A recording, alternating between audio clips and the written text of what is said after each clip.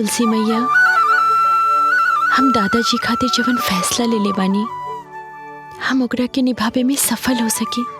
हमरा के इतना शक्ति दी, हमरा के इतना शक्ति दी माई।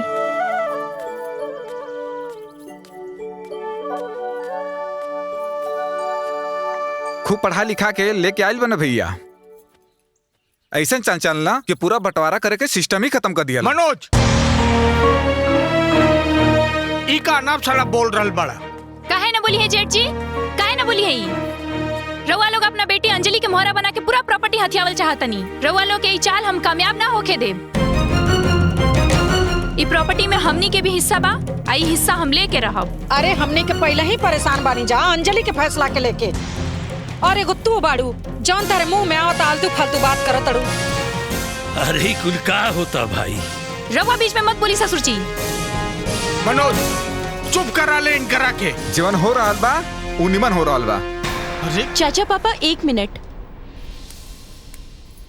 हम ये कहत रहनी हाँ, रउआ लोगन के अगर भजन कीर्तन खत्म हो गइल बा तो चल के खाना खा ली।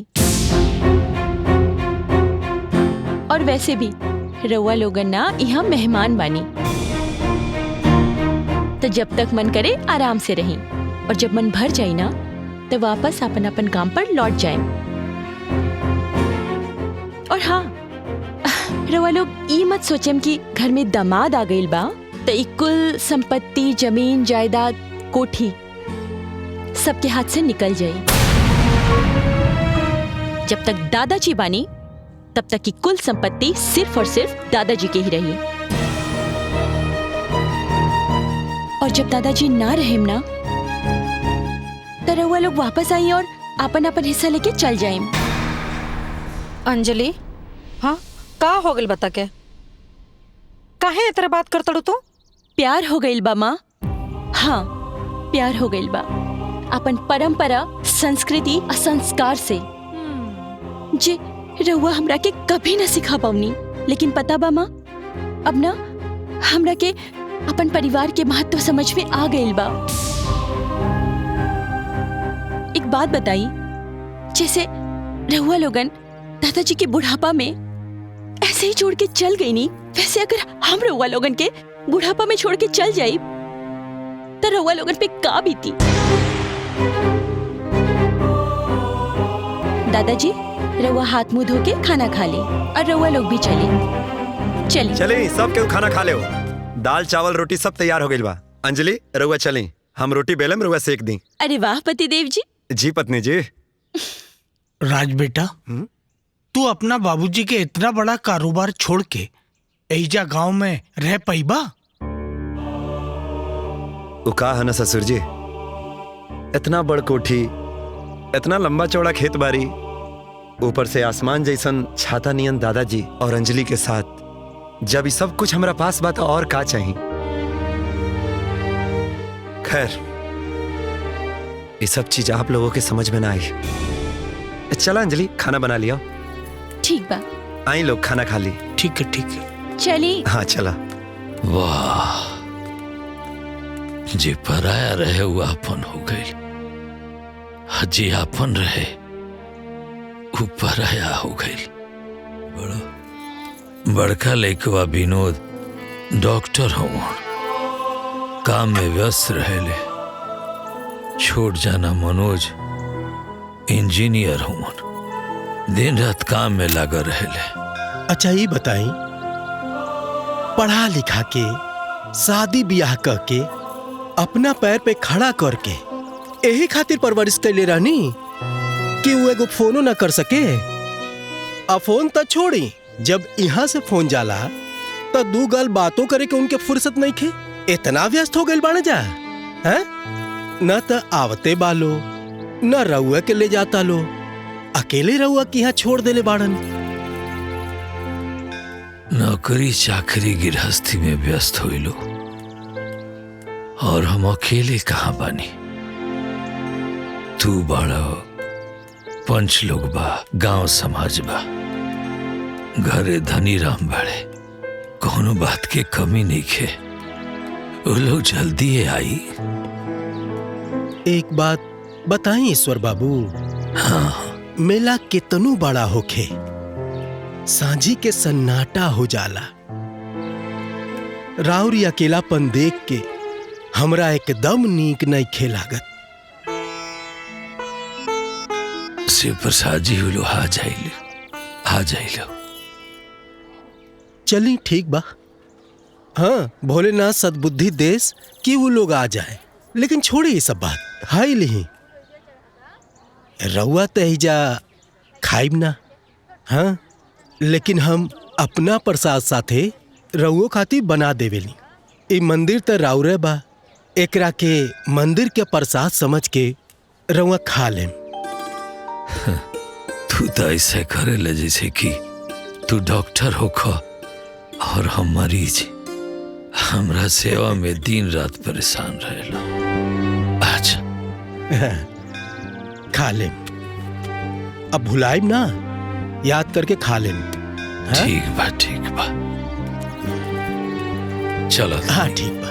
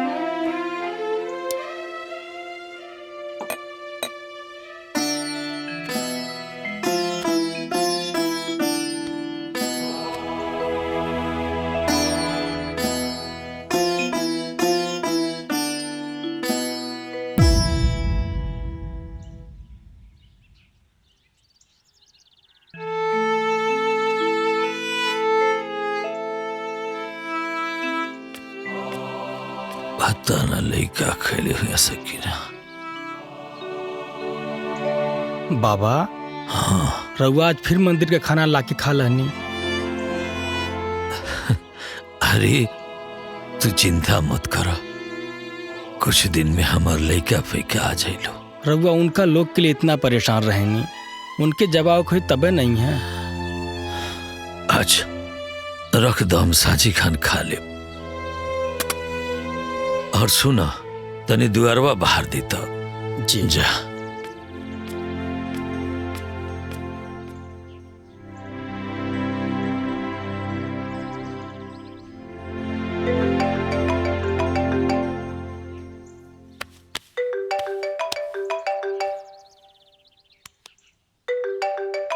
छोटका बाबू के फोन आका। हाँ बेटा। प्रणाम बाबूजी। अरे खुश रहो। बाबूजी, ये बार दिवाली में हम भैया के फैमिली आवत इन घरे दिवाली मनावे। अरे वाह, ये तो बहुत बढ़िया भाई। आवलो रुका धनी धनी राम के बता दी।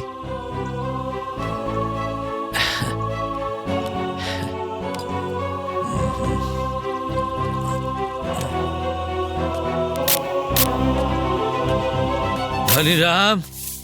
जी मालिक। धनी राम बताई। तारा पता बा का मालिक? हमार पूरा परिवार आ रहल बा। सच? हाँ, घर के साफ सफाई कर ली हो, राशन पताई बढ़िया से रखवा ली हो। हमरा बहुरिया लोग के कोनो कमी ना होके के चाहिए। जी, हम खेते से जाके हरियर सब्जी तोड़ के लाई मालिक। पूछत क्या बड़ा, जा तुर के ले आवो। जी। आज हमार मालिक अपने बेटा लोग के खुशी में इतना खुशबानी वो लोग हर साल कहना आवे के पता नहीं है कि ना आई है।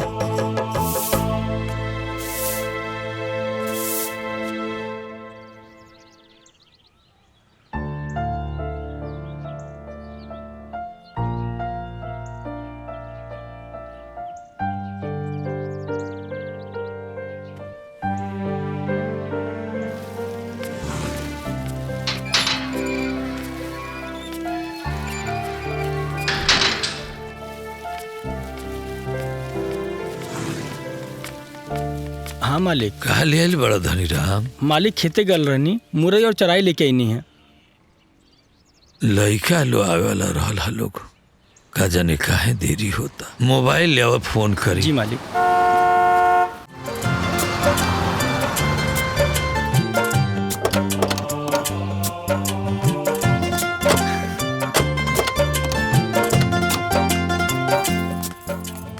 आओ बेटी। गोड़ अरे लगता नहीं बहुरिया बाबूजी। खुश रह खुश। दादाजी गोड़ लागतानी। अरे अंजलि खुश रह हेती चुकी रहे इतना बड़ हो गई। और दादाजी रउआ भी तो अभी तक एकदम हैंडसम और जवान बानी। हाँ? चाचा चाची। ला छुटको भी आ गईली।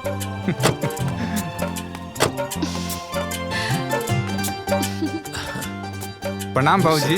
प्रणाम भैया। प्रणाम खुश बाबूजी। रह बहुरिया। प्रणाम भाभी। प्रणाम दीदी। खुश रह खुश रह। गोड़ लागतानी चाची। खुश रहा। दादाजी अब तो पूरा परिवार एक साथ बा। ई बार के दिवाली ना पूरा परिवार एकदम धूमधाम से मनावल जाई। हाँ हाँ बिल्कुल बिटिया। अरे धनीराम जी मालिक। दिवाली के तैयारी करो। जी मालिक। अब बाजार से सारा पटाखा ले और छुड़छुड़ी जरूर ले हो। जरूर मालिक जरूर। बचपन में अंजलि के छुड़छुड़ी बहुत पसंद रहे। थैंक यू सो मच दादाजी। चलिए बाबूजी। चला। ठीक बा दादाजी राउर तबीयत ठीक बा ना? हाँ बिटिया। हाँ वो तो देख के ही लग रहल बा एकदम फिट एंड फाइन बानी।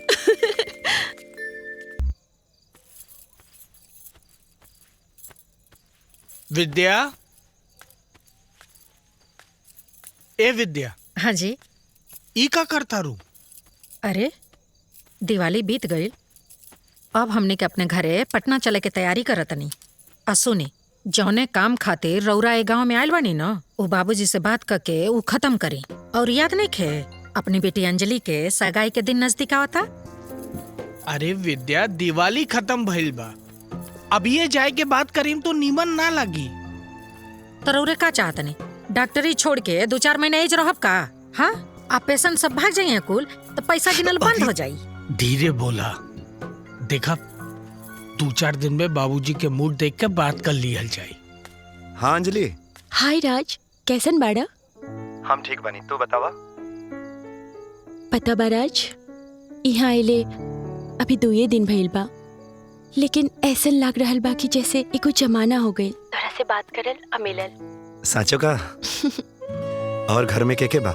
ई कोठी में दादाजी रहेनी, हमने तो पटना में रहेनी जा, और चाचा चाची भी लखनऊ में रहेलन। लेकिन राज हमरा के ना एको बात समझ में नहीं खे आवत कि इतना बड़ा कोठी में दादाजी आखिर अकेले कैसे रहेलन।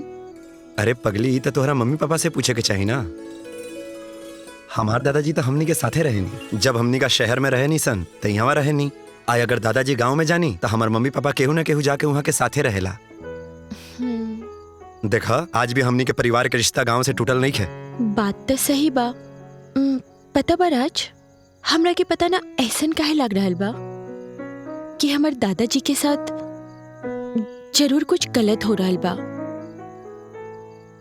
वैसे हम ई पता तो लगा ही ले, लेकिन तू अपन ध्यान रखिया, ठीक बा? ओके। और ई बात ना सुबह हम अपन दादाजी से जरूर पूछब कि आखिर का बात बा। ठीक बा, ध्यान रखिए अपन। हैप्पी दिवाली। हैप्पी दिवाली।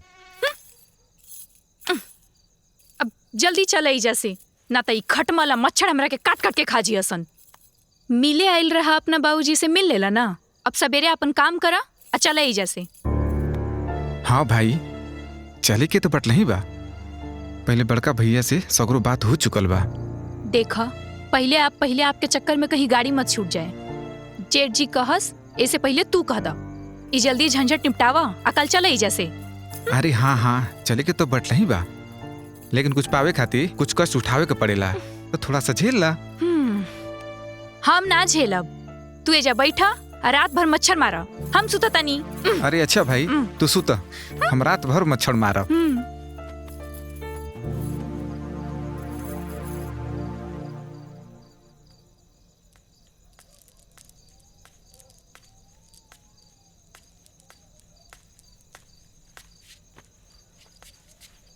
दादाजी, रवा ई का कर रहल बानी? दिवाली तो खत्म हो गई बा ना? कजरौटा में काजल से खतनी बिटिया। आ? दिवाली के काजल बड़ा शुभ होला। अच्छा दादाजी, इतना बड़ा कोठी में रउआ के अकेले मन कैसे लागेला? रउआ हमने लोगन के साथे पटना में काहे न रहे नी?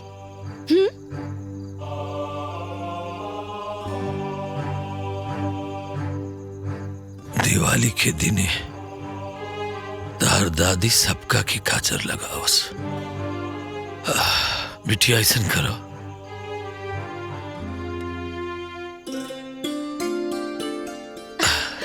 तू सबका की काजर लगाता।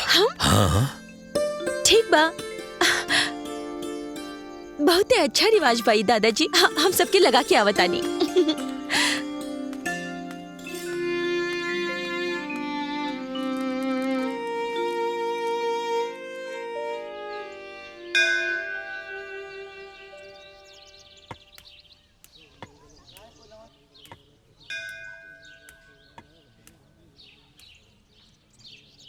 जय बजरंग बली।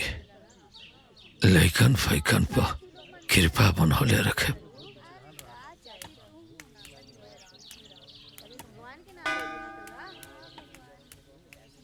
ईश्वर बाबू प्रणाम। श्री प्रसाद जी, हाँ, थोड़ा सा प्रसाद दे दे। भोजन घरे बनल हुई। हमार बेटा पतो आ गिल बालू। अच्छा, ये तो बड़ा खुशी के बात बा। जी जी ईश्वर बाबू, हाँ, बड़ा खुशी के बात बा। जी, हैं? प्रसाद दे दे थोड़ा सा, हम ले जाए।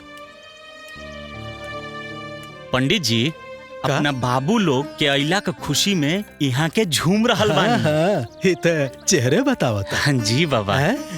जी बाबा, कुछ दिन के खुशी के चांद निकलल बा, फिर अमावस लग जाई। ताकि सब कुछ आवेला का बनावे के। हाँ दीदी, वो का है ना कि हम तो अपना नैहरे में ब्याहे से पहले सब सीख ले रही। हमरा तो कुछ बनावे ही ना आवेला। ई का कहतारू? तो फिर पटना में और खाना के बनावेला? पटना में खाना बनावे खातिर हम नौकर चाकर रख ले बानी। ओइजा कौन हमरा सास ससुर के सेवा और ड्यूटी करे के बा? ठीक कहतारू दीदी। अच्छा ये बतावा, तोहारी यहाँ कब तक रह के विचार बा? अरे छोटको, हमार बस चले ना तो अब्बे खाई अब्बे बनाई और यहाँ से चल जाई। लेकिन तू तो जानते बाड़ू कि हमनी के का करे खातिर एजा आइल बानी जा। सही कहतारू दीदी। अब जितना जल्दी एजा से निपटारा हो जाओ।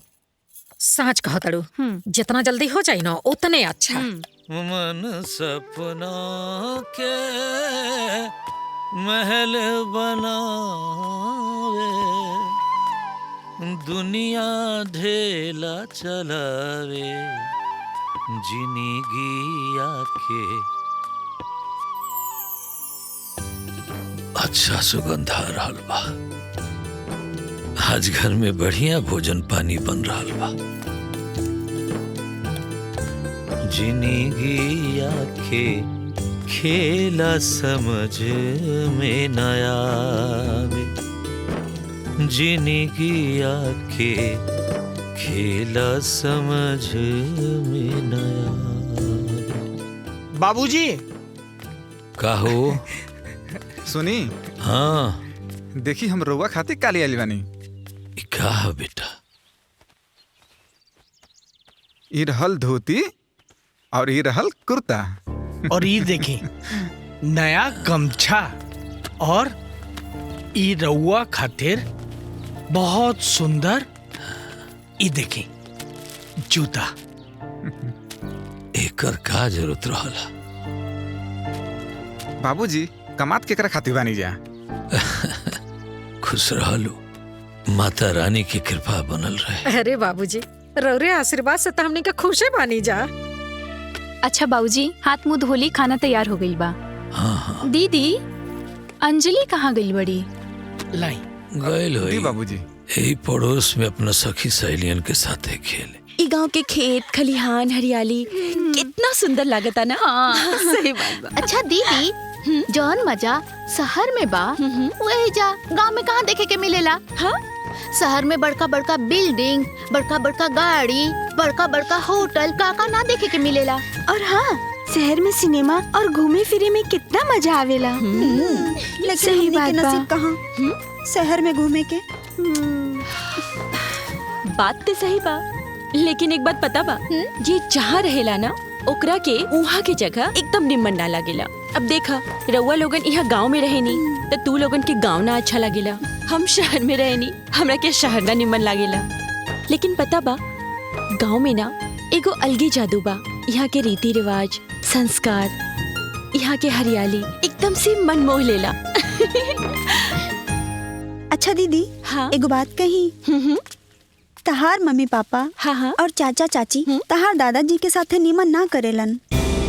जेकरा के पाल पोस के पढ़ा लिखा के नौकरी और बियाह करा के अपना पैर पर खड़ा करा देलन, आज उहे लोग शहर में जाके बस गइल बाड़े। अब बेचारे दादाजी अपना बुढ़ौती में एजा अकेले रह गइल बाड़न। हाँ, बड़ा परेशान रहेलन दादाजी एजा अकेले। बेचारे दादाजी, उनके ना केहू देखे वाला बा, ना सेवा करे वाला और ना केहू उनकर हालचाल लेवे वाला बा। और तो और सवेरे के खाना मंदिर के पुजारी जी दे देवेलन और सांझ के खाना हमार बाबूजी। हाँ,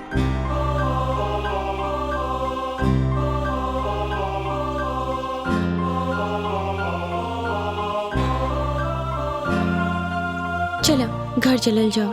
हाँ चला।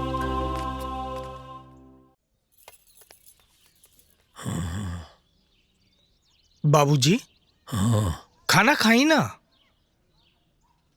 अंजलि के आ जाए दो। अरे वो आ जाए, रउआ खाना खाई। हाँ हाँ रोमा खाई ना, चली खाई। दीदी पूछा ना। बाबूजी तनी हम जानल चाहत रहनी है कि अपन गांव में कितना खेत बाड़ी जायदाद वगैरह बाटे, तनी बताई ना। अरे वो कुल बाप दादा के बनावल संपत्ति है, वैसे तू काहे के पूछे तरी कुली? वो अरे हमरा के बहुत तेज भूख लागल बा। अंजलि, मम्मी फटाफट खाना दाना। अरे तू पता नहीं कहाँ कहाँ घूम के आयल बाड़ू, जा जाके तनी हाथ पैर धो के आवता, ओकरे बाद खाना खाइयो। अब अंजलि कैसन लगल गांव? सच बताई पापा, तो गांव में एहजा जे मजा बाना वो शहर में तो बिल्कुल ही नहीं खे।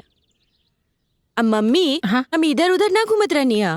वो धनीराम चाचा के बेटी अंजू, ओकर दोस्त रेनू और पिंकी, वो सब हमर दोस्त बन गई बाड़ी, तो उहे लोगन के साथ गांव घूम रहल रहनी है। तो के गांव में अइला 2 दिन ना भइल, आई अनपढ़ गंवार लइकन से दोस्ती कर रहल बाड़ू। वाह चाची, रउआ ते हमरा के रिश्ता के मोल ना समझाई ना, उहे बेहतर हुई। काहे कि रिश्ता ऊना होला जे जन्म जन्मांतर से चलल आ रहल बा। सच्चा रिश्ता ना 2 मिनट में भी बन जाला, ऊ जन्म जन्म तक चलेला। कितना बदतमीज हो गई बड़ी। ये संस्कार सिखले बड़ू का दीदी? चाची रउआ से त निम्मने संस्कार बा। हमरा के इहो पता बा कि रउआ दादाजी के 1 महीना भी अपन घर में ना रख सकेनी। अंजलि, इका आलतू फालतू बात करता रू, उहो अपने चाची से इहे संस्कार दल बानी। मम्मी हम कोनो आलतू फालतू बात ना कर रहल बानी। हमरा के इहो अच्छे से पता बा कि जब रउआ और पापा हमरा से कहेनी ना कि दादाजी पटना में ना रहे के चाहेले, तो असली बात ई बा कि रउआ लोगन दादाजी के अपना साथे पटना में ना रखे के चाहेनी। काहे से कि रउआ लोग के तो आराम से अकेले ऐश से रहे के बा। और एक बार भी सोचे नी कि यही जा दादाजी अकेले कैसे रह रहल बानी। अंजलि चुपचाप जाके हाथ धो के आवा।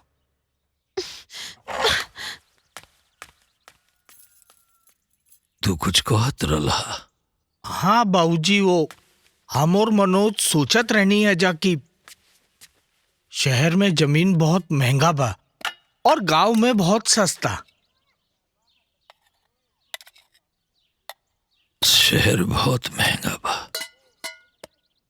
लेकिन शहर खातिर अनाज खाए पी के सामान तो सब गांव से ही जाला। बिल्कुल सही कह रहल बानी दादाजी। वैसे दादाजी रउआ जे मंदिर बनवले बानी गांव में, वो मंदिर कहाँ बा? अरे बेटा, गांव के पूरब में बा, देख लिया जाके। गांव ते हम घूम लेनी दादाजी, खाना खाए के बाद रउआ हमरा के मंदिर घुमाइब का? बिल्कुल।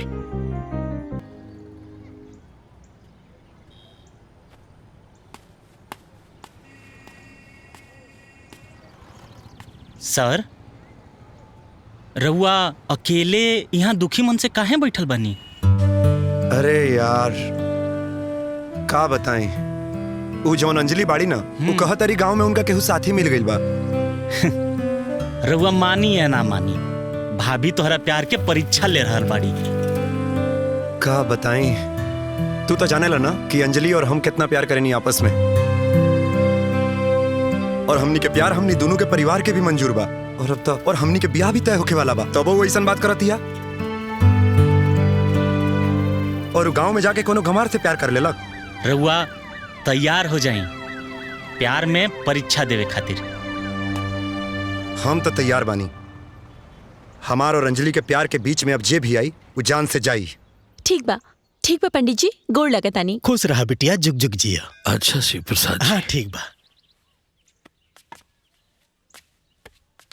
के रहला बिटिया? अब दादाजी वो राउर खानदान के होखे वाला दामाद के फोन रहे, ओकर नाम ना राज है। दादाजी, राज ना बहुत अच्छा लड़का बा, बहुत ही खानदानी, बहुत नेक दिल, बहुत सच्चा। अब राज और हम एक साथे कॉलेज में पढ़े नहीं जा, वो हमार साथी बिया। हमार दोस्ती देख के मम्मी पापा हमार बिया राज से फाइनल कर देले बड़े। लेकिन दादाजी, राउर आशीर्वाद के बिना ना हमें रिश्ता ना करब। हम कहाँ वहाँ जा पाए बिटिया? अरे दादाजी, रउआ के कहीं जाए की जरूरत ना बा। उ लोग के रिश्ता करे के बा तो उ लोग यहाँ आई, राउर आशीर्वाद ली, रिश्ता पक्का करके जाई। तारा लड़का पसंद बा न बिटिया? दादाजी, हमरा के वो पसंद बा और वो हमार कॉलेज के अच्छा साथी भी बा। लेकिन दादाजी, जब तक रउआ ओकरा से ना मिलब, ओकरा के पसंद ना करब, तब तक हम हामी ना भरब, काहे कि राउर आशीर्वाद के बिना कुछ ना होई। काहे के सपना दिखावा तारू? तारा पता बाना, आज ना तो काल तू शहर चल जाइबू और फिर बुढ़ा अकेला हो जाई। जिकरा फिक्र करे के चाही वो तो करते नहीं है। झूठे ने सने के धागा में मत बांध बिटिया, मत बांध।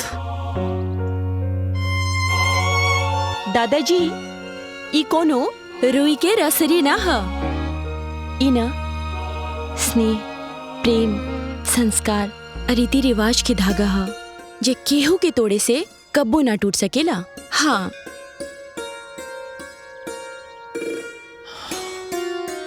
चलो ठीक बा दादाजी, चले आराम से।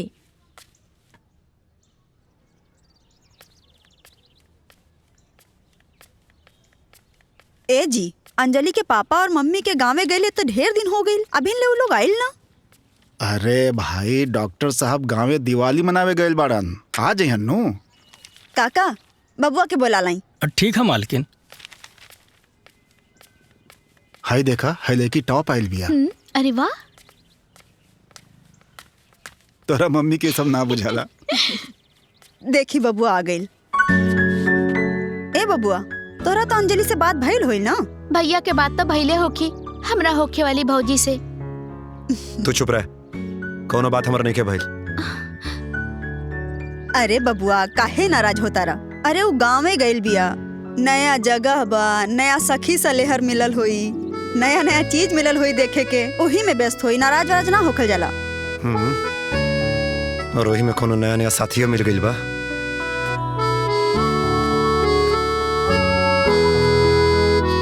भैया, हाँ? काहे तू उठ के यहाँ चलेला? का भइल बा? भाभी से कुछ भइल है का? ओकरा के गांव में कोनो नया साथी मिल गइल बा, अब ओकरा के हमार कोनो जरूरत नहीं है। ना भैया, अंजलि भाभी बहुत अच्छा बाड़ी, तरह से बहुत प्यार करेली। छोड़ा, कोनो प्यार व्यार ना करेली वो। ज्यादा मत सोची भैया, चली आई। जान तड़ू छोटको, एजा से ढेर सखी सलेहर न हमार पटना में बाड़ी कुल, एजा के तो सब गुर गंवार बाड़ी कुल। ठीक कहता रू दीदी, लखनऊ में घूमे के जौन मजा बानू उ एजा गाँव में कहाँ बा? साँच कह तड़े छोटको, अंजलि के पापा न हर हफ्ते हमके सिनेमा देखावे ले जानी सिनेमा हॉल में। अरे दीदी, हमके भी ना अंजलि के चाचा हर हफ्ता लेके जालन लुलु मॉल। हाँ, अब हमरा के केहू कही नू कि शहर छोड़ के गांव में रहला त हमरा से ना हुई। तहरा का लागता छोटको, हम जब से गांव में आइल बानी ना हमर सांस फूलता, लेकिन ए बार ना अंजलि के पापा इतना मान मनोवल कैनी है, जिद कैनी है, तब जाके हम आईनी है ना तो आईती नहीं हम गाँव में। हमरो अब की बार आखिरी बा दीदी, एकरा बाद हम ई गांव में सड़े खातिर कब्बो ना आईम।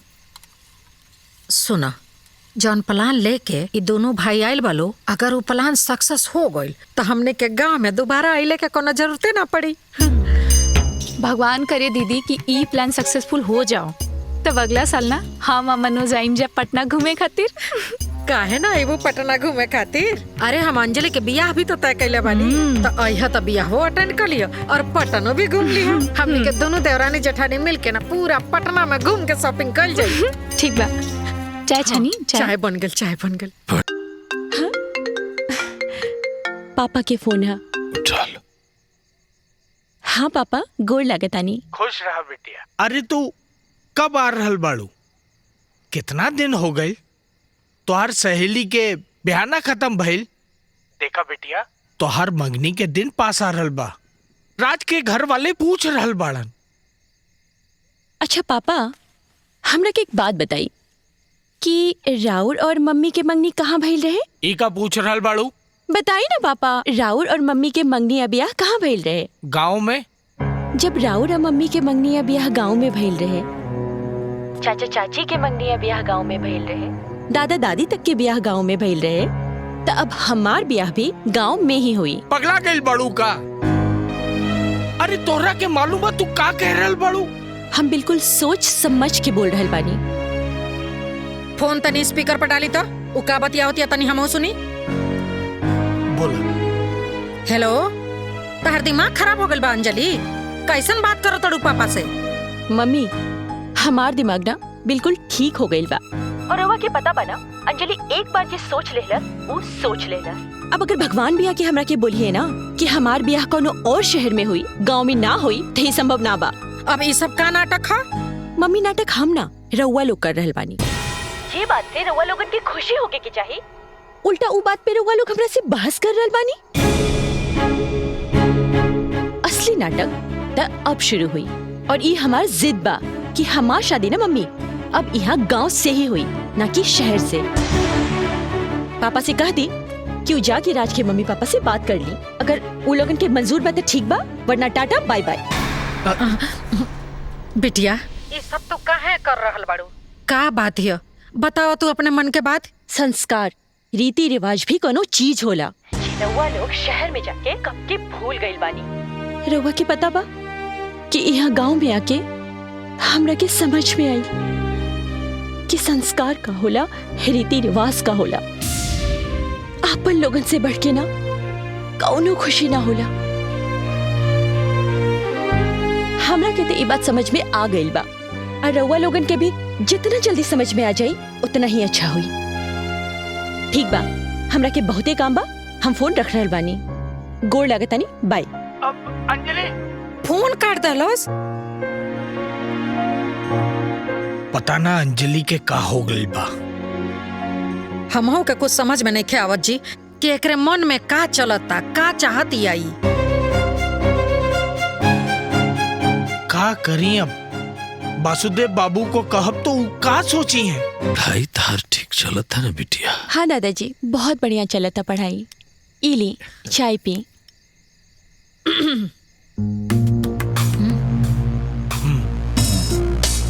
बाबूजी, हम पटना में एगो फ्लैट देख ले बानी। वाह, बहुत बढ़िया, बहुत उहे खरीदे के सोच रहल बानी। अरे भाई तो खरीद लो, इमे का परेशानी बा? ना परेशानी कुछ ना। अब इस साल अंजलि के ब्याह तय कर ले बानी। अंजलि के ब्याह की चिंता तू मत करो। इनका ब्याह खातिर हम इतना अनाज पानी बेच के पैसा बचा ले बनी। ब्याह तो गाँव में न हुई है? नहीं बाबूजी, वो पटना के रहे वाला बाड़े लो ना, तब बियाहो पटने में ही होई, गांव में ना होई।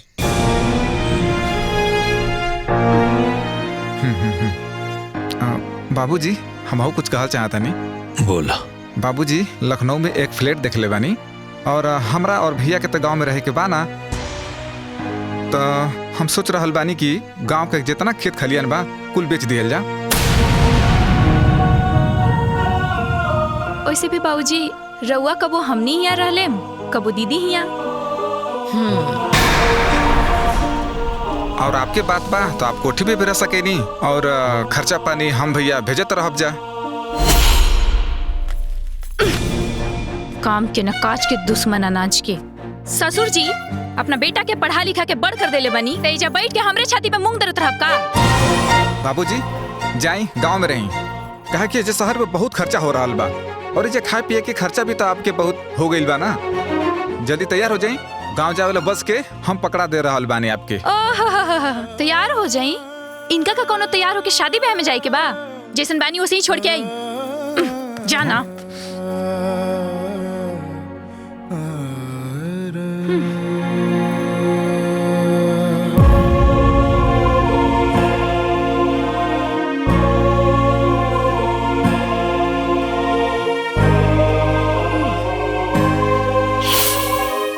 खर्चे की का बात बा? वैसे भी अपने बनावल मंदिर में चढ़ावा खाए पिए खातिर खूब मिलेला।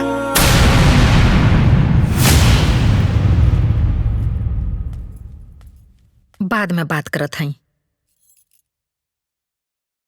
ससुर जी, ससुर जी, अरे जब देखता भाई रो लुंगी भाई का कल जला थोती खुटिया के सूत रहेली।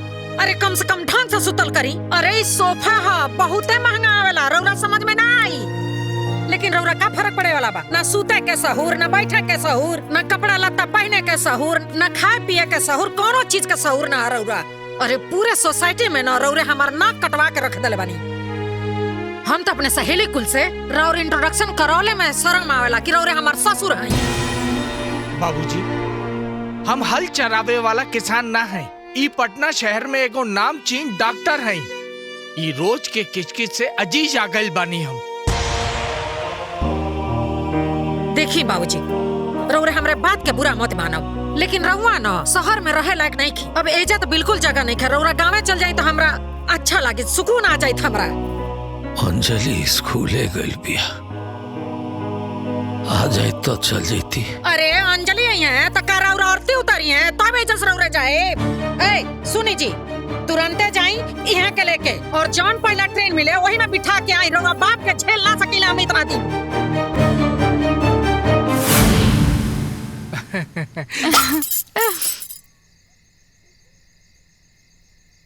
मनोज, हाँ हाँ भैया, हम कहतानी कि ई कोठी के भी बेच दिहल जाओ, आधा आधा बंटवारा कर लिहल जाए। हाँ तो का करे के बा? कल गांव में चल के सबके बोल दिहल जा और जे अच्छा भाव देई ओकरा के बेच दिहल जाई। पापा, चाचा जी, रउआ लोगनी का बोल रहल बानी? रउआ लोगन के बुझा रहल बा? अंजलि, दादाजी, जब बड़ लोग बात करे ना तो छोट लोग के बीच में ना बोले चाहिए। जब देखा तब पकड़ पकड़ करत रहेली, कुछो बोले के सहूरे निखे। वैसे ससुर जी रउआ का सोच रहल बानी? अरे फैसला हो गया। हाँ हो गया। कल बस कोठी और खेत बेच दियल जाए, बंटवारा कर लिया जाए। जैसन ठीक समझी भैया। हाँ चला चल। अंजलि, अंजलि, ए जा का खड़ा बड़ू, चल चल, हर बात में टांगड़ा तड़ू मार के तारा टांगे तूर दे। चल अंदर चल।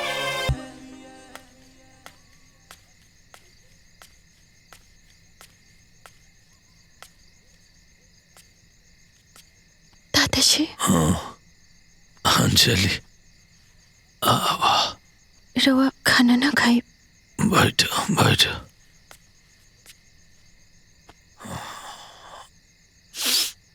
दादाजी, रउआ के रहते ई घर और वो खेत खलियान सब कुछ पीछे के बात हो रहल बा और रउआ कुछ ना कहा था। नहीं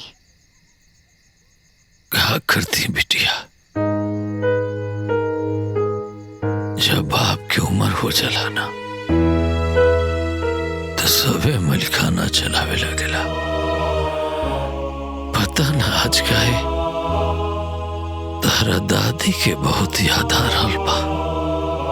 दादाजी हमरा साथे पटना चली ना। पटना? एक बार पटना गई रानी, अब तो बहुत छोट रहलू। हम गांव के गंवार मनी शहर में कहाँ रह पाई। पूरा जिंदगी तो गांव में बीतल, अब तो भगवान के यहाँ जाए के समय आ गइल बा। अब जौन होई तो होई ही जा होई।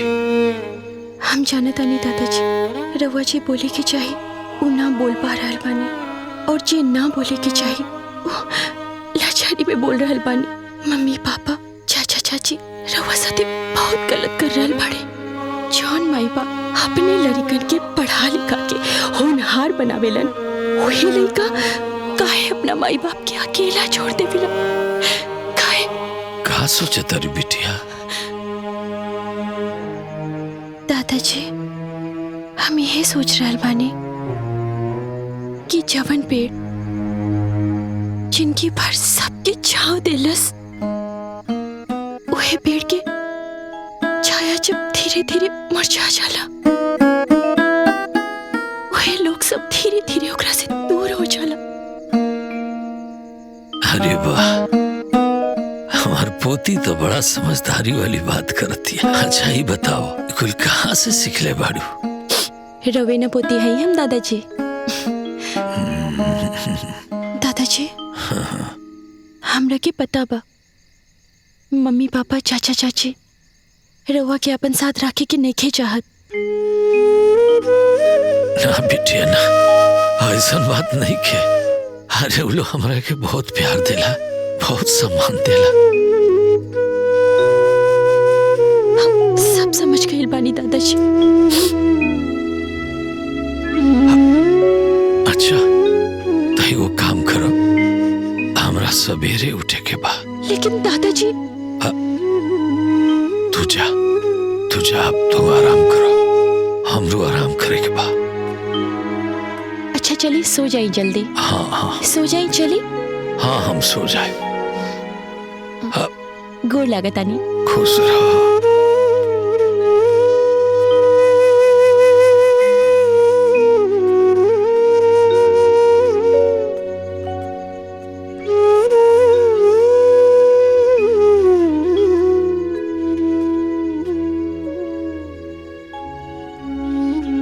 अपना दादाजी के थोड़ी बन के आल भी हमर पोती, हमरा बुढ़ापा के सहारा।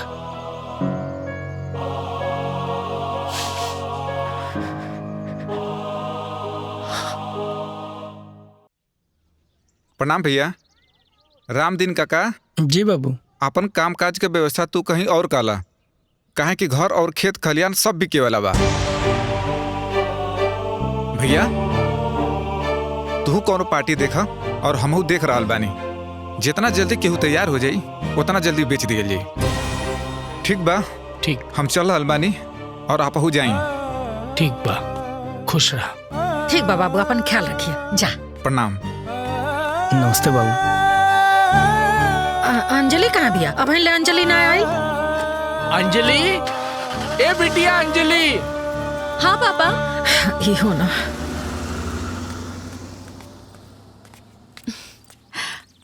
अब मम्मी इराउट पर्स छूट गई रहे।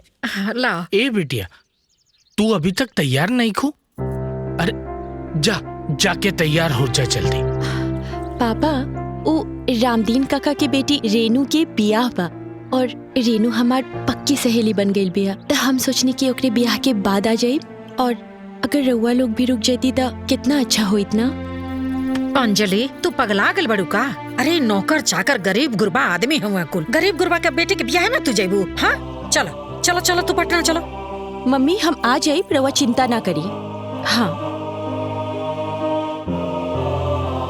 तो ठीक बा, मराई जा गाँव में। हम जाता नहीं पटना। तू शांत रह। देखा बेटी, तू अपन सहेली से ना कहता, हाँ? पटना चला साथे, हाँ? पापा, अब हम और छोट वाली अंजलि ना बानी। अब ना हम बड़ हो गइल बानी। अब हम कहीं भी अकेले आ जा सकेनी। अरे जब वो रहे के कहतिया तो काहे ओकरा के जबरदस्ती ले जाता रहो। हम ब्याह निपटा के आ जाइब ना, प्लीज। ठीक बा, अपन ख्याल रखे। Thank you. ध्यान रखिया तू अपन। गोल लगत नहीं बाबूजी।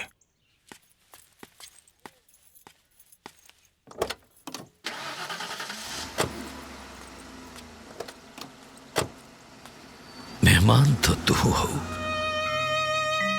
तोहर एक दिन जाए के बा। तू काहे रुक गइलू? हम मेहमान ना बनी, हम तेरा और पोती बनी दादाजी। अब हम यहाँ रह के अपन दादाजी के सेवा करब। एक बात बताई दादाजी कि माँ बाप अपन बाल बच्चा के पढ़ा लिखा के इतना बड़ा इंसान बनावेला कि जब ओकर माँ बाप बूढ़ा होई तो बुढ़ापा में ओकर सेवा करी, न कि ई खातिर कि वो अपन बूढ़ा माँ बाप के छोड़ के शहर चल जाई। दादाजी, हम राउर छड़ी बन के दिखाई।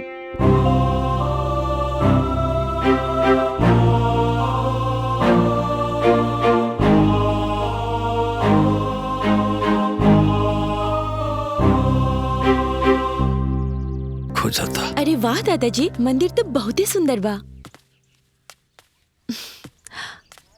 देखा हाँ।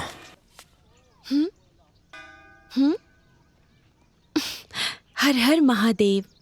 चला पुजारी जी से मिला। वहाँ? हाँ। ठीक बा।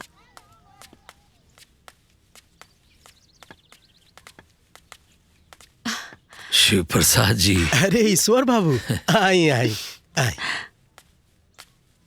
गोड़ लागतानी पंडित जी। अरे जुग जुग जिया बिटिया, जुग जुग जिया। हमरा के पहचान गए नी? अरे जे दादाजी के छड़ी बन के आयल बिया, ओकरा के ना पहचानब तो केकरा के पहचानब? बिटिया, अब तू लोग इनकरा के छोड़ के ना जइह, और जब जइह ना तो इनकरा के भी साथ लेके जइह। तू लोग के बिना ये बड़ा बेसहारा और उदास रहना। देखा, इतना भरल पूरा परिवार बा, ओकरे बावजूद भी ये एकदम उदास और तकलीफ में रहना। जी पंडित जी, ये खातिर तो हमारी बानी ना दादाजी के छड़ी बने। अब हम दादाजी के कबो अकेला ना छोड़ब। अब दादाजी के कौनो दुख चिंता ना हुई। देखा बेटा, जब से तू लोग यहाँ आयल बाड़ू ना, ईश्वर बाबू के सूखल जिंदगी में बहार आ गइल बा। देखा कैसन चेहरा इनकर मुस्कुरात बा।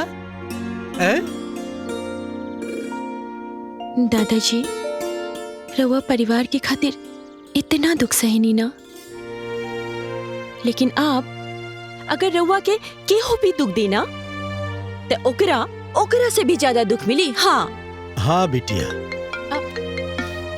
अब एक कॉल आ रहल बा, हम बात करके आ रहल बानी। बतियाल। हेलो अंजलि, कैसन बाड़ू? हम तो ठीक बानी, तू कैसन बाड़ा? अरे अंजलि, तू तो गांव जाके हमके भुला ही गईलू। ना एको मैसेज, ना एको कॉल। अरे का कर रहल बाड़ू ओइजा? राज, हमरा के ना यहाँ गांव में एगो नया साथी मिल गइल बा। नया साथी? ये का बात कर रहल बाड़ू तू? हाँ राज, जब नया दोस्त मिल जाला तब पुराना दोस्त के तो भूले ही के पड़ेला ना। अरे तू पगला गिल बाड़ू का? ये क्या कहता रू? गलत बात मत करो। राज, अब हो गइल तो हो गइल, और वैसे भी प्यार और दोस्ती होला के कोनो कारण ना होला। अच्छा सुना, फोन रखा। हम ना यहाँ शिव मंदिर में आइल बानी दर्शन करे खातिर अपना नया साथी के साथ ही। देखा तू ऐसा मत बोला। ओके बाय। डॉक्टर साहब से बात भइल हा? उ लोग ऐनी कि ना अभी? अरे डॉक्टर साहब तो दिवाली बना के कहिए गांव से आ गइलन, लेकिन अंजलि हमरा बुझाता कि ओहिजे रह गइल बिया। अरे तो वो आइए जाई, डॉक्टर साहब से बात कर ले, कहे से सगाई के दिन नजदीक आवता। भैया, हाँ? यहाँ आई, यहाँ तो आई, बैठी। ए बबुआ, अंजलि से बात कैला ह? अभी ना। भैया भौजी के फोन लगाई और हम बात करब और पूछब उनकरा से गांव से कब आ रहल बाड़ी। तू चुप रहा, ओकरा से बात कैला के कोनो जरूरत नहीं है। भैया फोन लगाई। का भइल बबुआ? अंजलि से कोई कहा सुनी हो गइल बा का? फोन मिलावा ता तू। ठीक बा, मिलाओ तनी।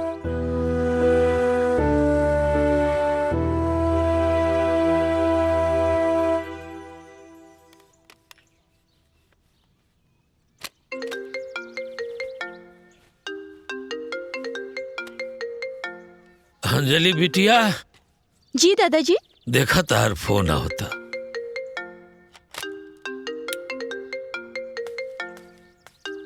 हमार फोन? अब दादाजी, राउर घर के होखे वाला दामाद के फोन आ रहल बा। अच्छा।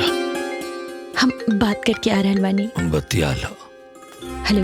हाँ अंजलि, पटना कब आइबू? जब तू बारात लेके आ जाए बता। अच्छा, वही जगह करता रू? पता बा राज, यहाँ ना हमरा के एगो क्यूट सा साथी मिल गइल बा और ओकरा के छोड़ के आवे के मने नइखे करत। एक मिनट। अच्छा, हमरो तोरा साथी से मिले के बा। अच्छा जी, तो आ जाई रामपुर, भेज दी एड्रेस।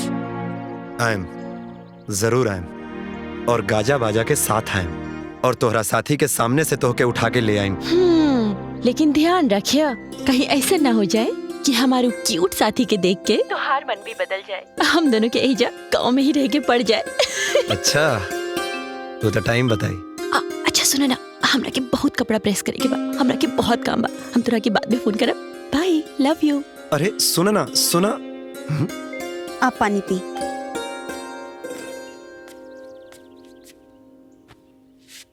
का बेटा, का बात भइल? अरे पापा वो गांव में जाके कपड़ा प्रेस करतिया। कपड़ा प्रेस करतिया? हाँ।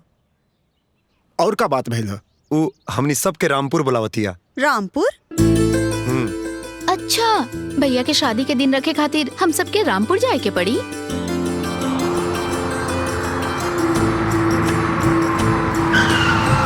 अरे आ गए नी लोग, चलिए।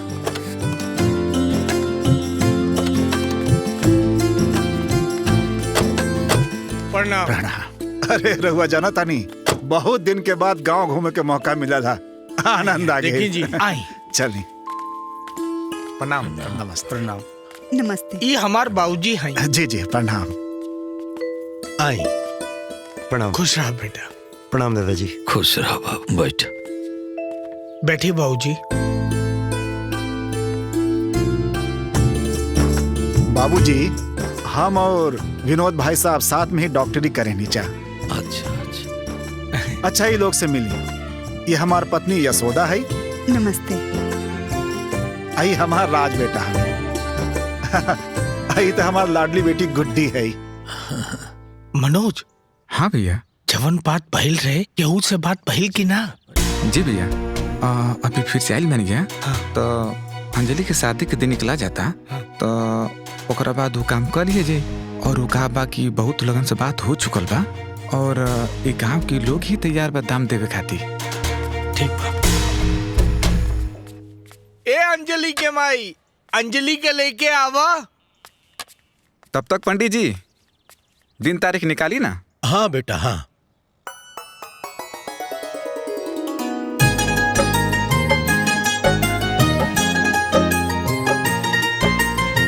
नमस्ते। नमस्ते। खुश रहा। प्रणाम मम्मी जी।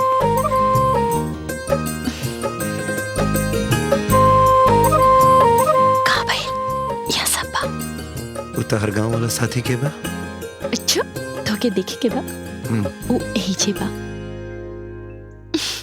ई है हमार दादाजी, हमार नया साथी। कैसे लागल? अरे ये तो हमरा बहुत नीमन लगा। तोहरा के बताओ तनी। पंडित जी, ओ हाँ? पंडित जी, कोनो डेट निकलल?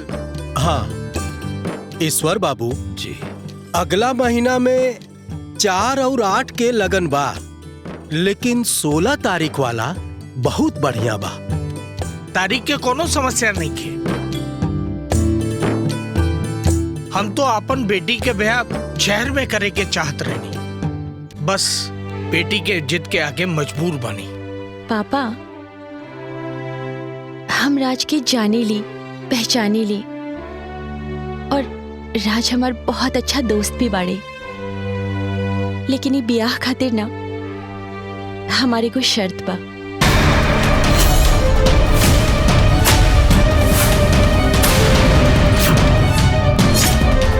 कैसन शर्त बिटिया? हम रउआ लोगन से कहल चाहता नहीं कि हमार दादाजी हमार चाचा अब पापा के पढ़ा लिखा के बड़का आदमी बनवलन। ये लोग के इतना होनहार बनवलन कि जब वो बड़ आदमी बन के बाहर निकली तो शान से अपन सिर उठा के चल सके। लेकिन और हमार दादाजी जब बूढ़ हो गई नहीं,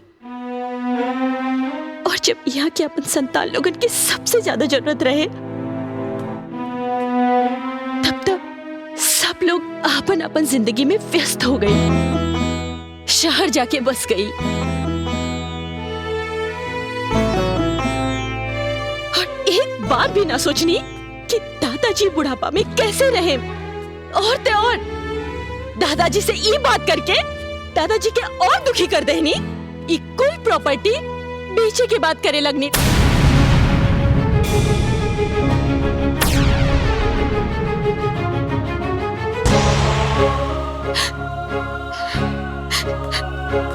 जब से हम गांव आइल बानी ना दादाजी, तब से हमरा हुआ के अकेलापन और उदासी में देख रहल बानी।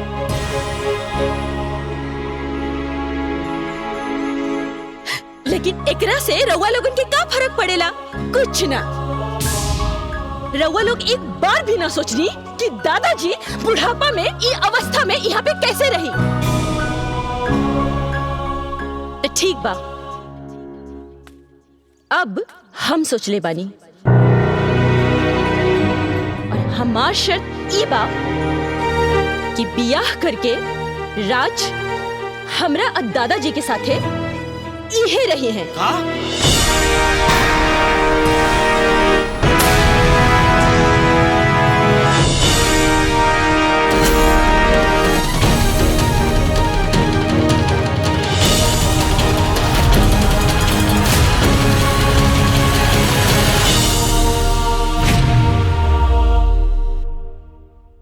कॉल करें।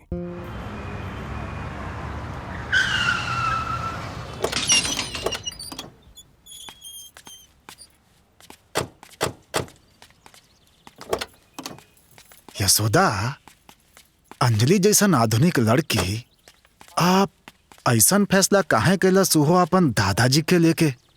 ये बात हमरा कुछ समझ में आवत नहीं खे।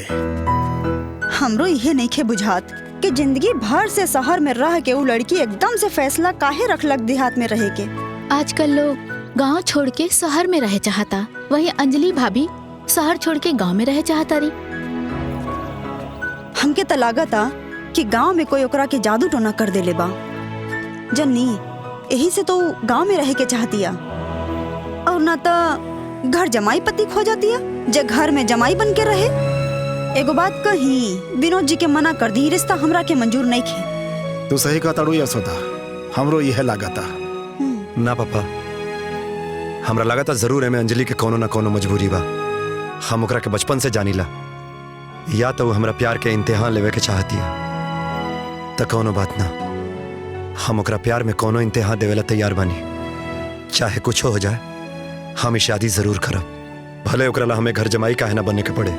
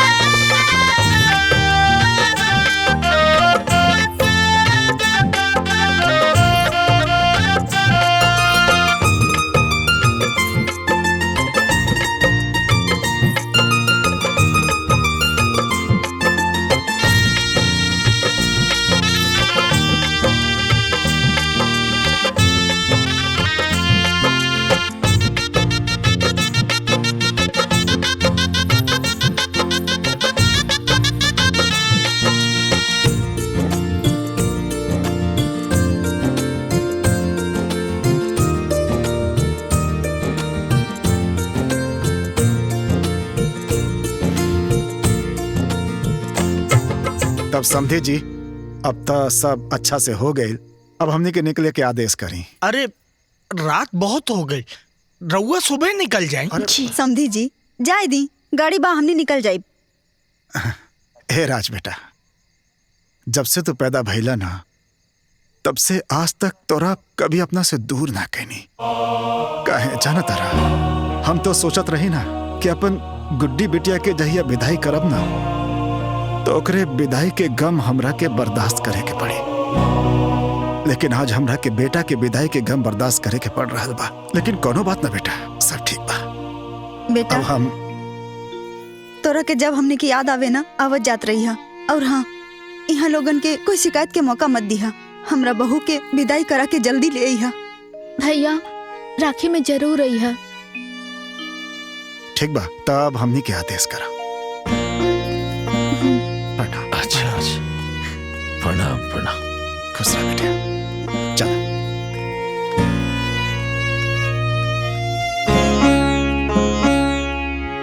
आज पता चला जब केहू अपना से जुदा होला तो कितना दुख होला।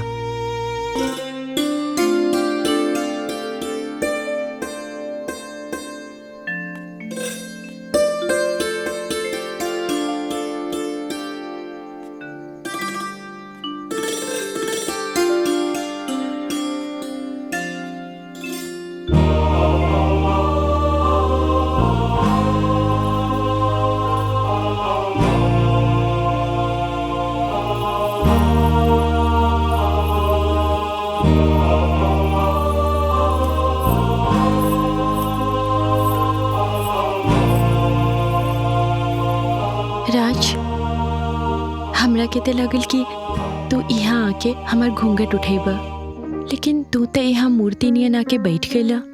का भइल राज, तू ई ब्याह से खुश ना बड़ा का? ना अंजलि, हम ब्याह से खुश बानी, लेकिन तोहरी ब्याह करे के तरीका हमके समझ में ना आइल। तू ऐसन शर्त काहे रखलू? पता बा राज, हम जानत रहनी हा कि हमरा से शादी के खातिर हम कौनो शर्त रखब ना ते हमार राज मना ना करी है। पता बा राज, पहले हम सिर्फ दोस्त रहनी हा, लेकिन अब हम दोनों शादी के पवित्र बंधन में बंध गई नहीं, और अब हमने के रिश्ता और भी ज्यादा गहरा गईल बा। तोरा के पता बा हम ई ड्रामा काहे कइले बानी? सिर्फ और सिर्फ दादाजी के खातिर। तोरा के पता बा ना, दादाजी यहाँ इतना बड़ा कोठी में अकेला उदास रहे नहीं। तका वो लोग दादाजी के अपना साथे ना रखेला? हम बहुत छोट रहनी है, हमके ना थोड़ा थोड़ा याद बा कि दादाजी पटना गए रहने। वहाँ पे हर हमेशा पापा मम्मी दादा के गंवार देहाती बोल के जलील करत रहे। सेम ये चीज दादाजी के साथ लखनऊ वाले चाचा भी करत रहलन।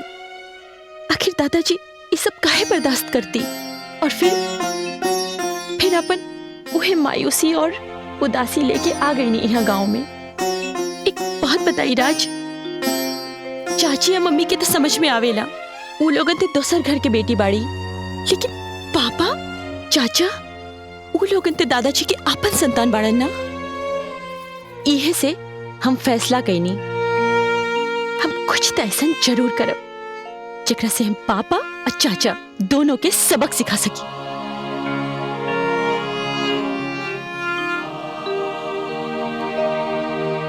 आज हमरा पता चलल कि हमर प्यार कितना अकलमंद बिया।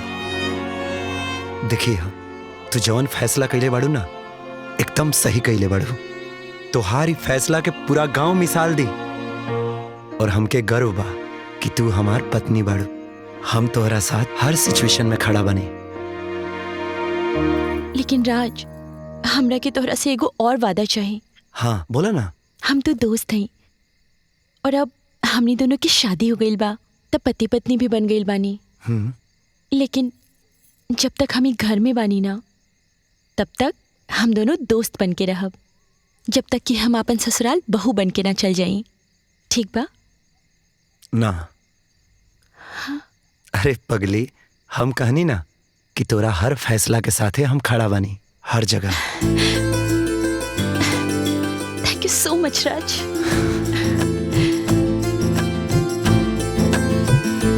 पता नहीं ये लड़की के का हो गइल बा, का चाहतिया, का करी हम, हमरा तो कुछ समझ में नहीं के आवत। विद्या, धीरे बोला। अंजलि के ब्याह हो गई, अब का करे के बाव का ना, ई सोच के कोनो फायदा नहीं के। अरे हम तो ये सोचत रहनी हो कि अंजलि के पागलपन से कि राज और ओकरे घर वाला ये रिश्ता तोड़ दिए को, लेकिन नहीं। देखी बियाह क के ओकरा के घर जमाई बना के हमनी कपार पर बैठा देलक। अरे चुप रहा ना, बाहर केहू सुन ली। अब हमनी के एहिजा रही जा कि पटना जाके डॉक्टरी छोड़ दी।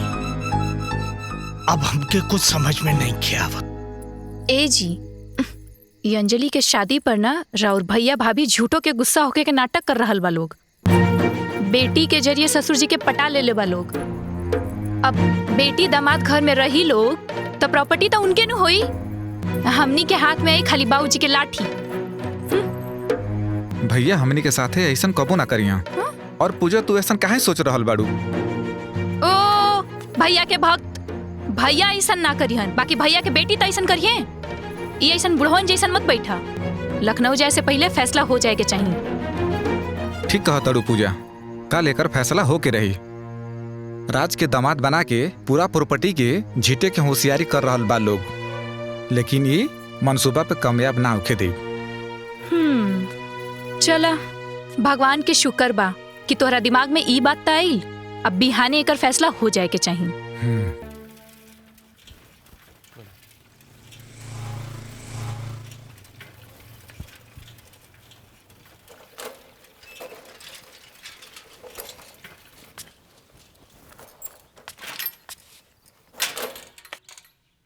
मालिक, मालिक कहाँ बानी? मालिक, राम राम मालिक। राम राम। का हो धनी राम? ठीक है बा मालिक। और कुल बताओ, का होता? सब ठीक बा मालिक, सब राउर आशीर्वाद बा। बैठी मालिक। खेती बाड़ी सब बढ़िया? जी मालिक, सब बढ़िया बा।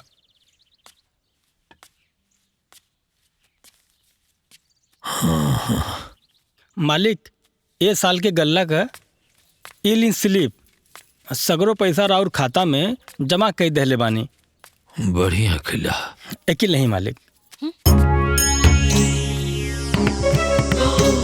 8 लाख रुपया? तनी हमू देखी। हाँ, इतना पैसा खेती बाड़ी से आवेला? धनी राम, इस ससुर जी के खाता में कुल कितना पैसा होई? अरे कम से कम 40 से 50 लाख तो होकबे करी। हाँ। बाबूजी, सगरो पैसा निकल वाली, काहे कि हमनी के बहुत जरूरत बा। दादाजी के पैसा पे सिर्फ और सिर्फ दादाजी के अधिकार बा। उ जेकरा के चाहिए ओकरे के दिए। यानी कि तू हड़पल चाहत और दादाजी के कुल पैसा? हाँ मॉडर्न चाची जी। भैया, राउल चाल सब समझ में आ रहा बा हमके। आप लोग दामाद उतार के घर जमाई बना के पूरा प्रॉपर्टी के हड़पल चाहत लोग।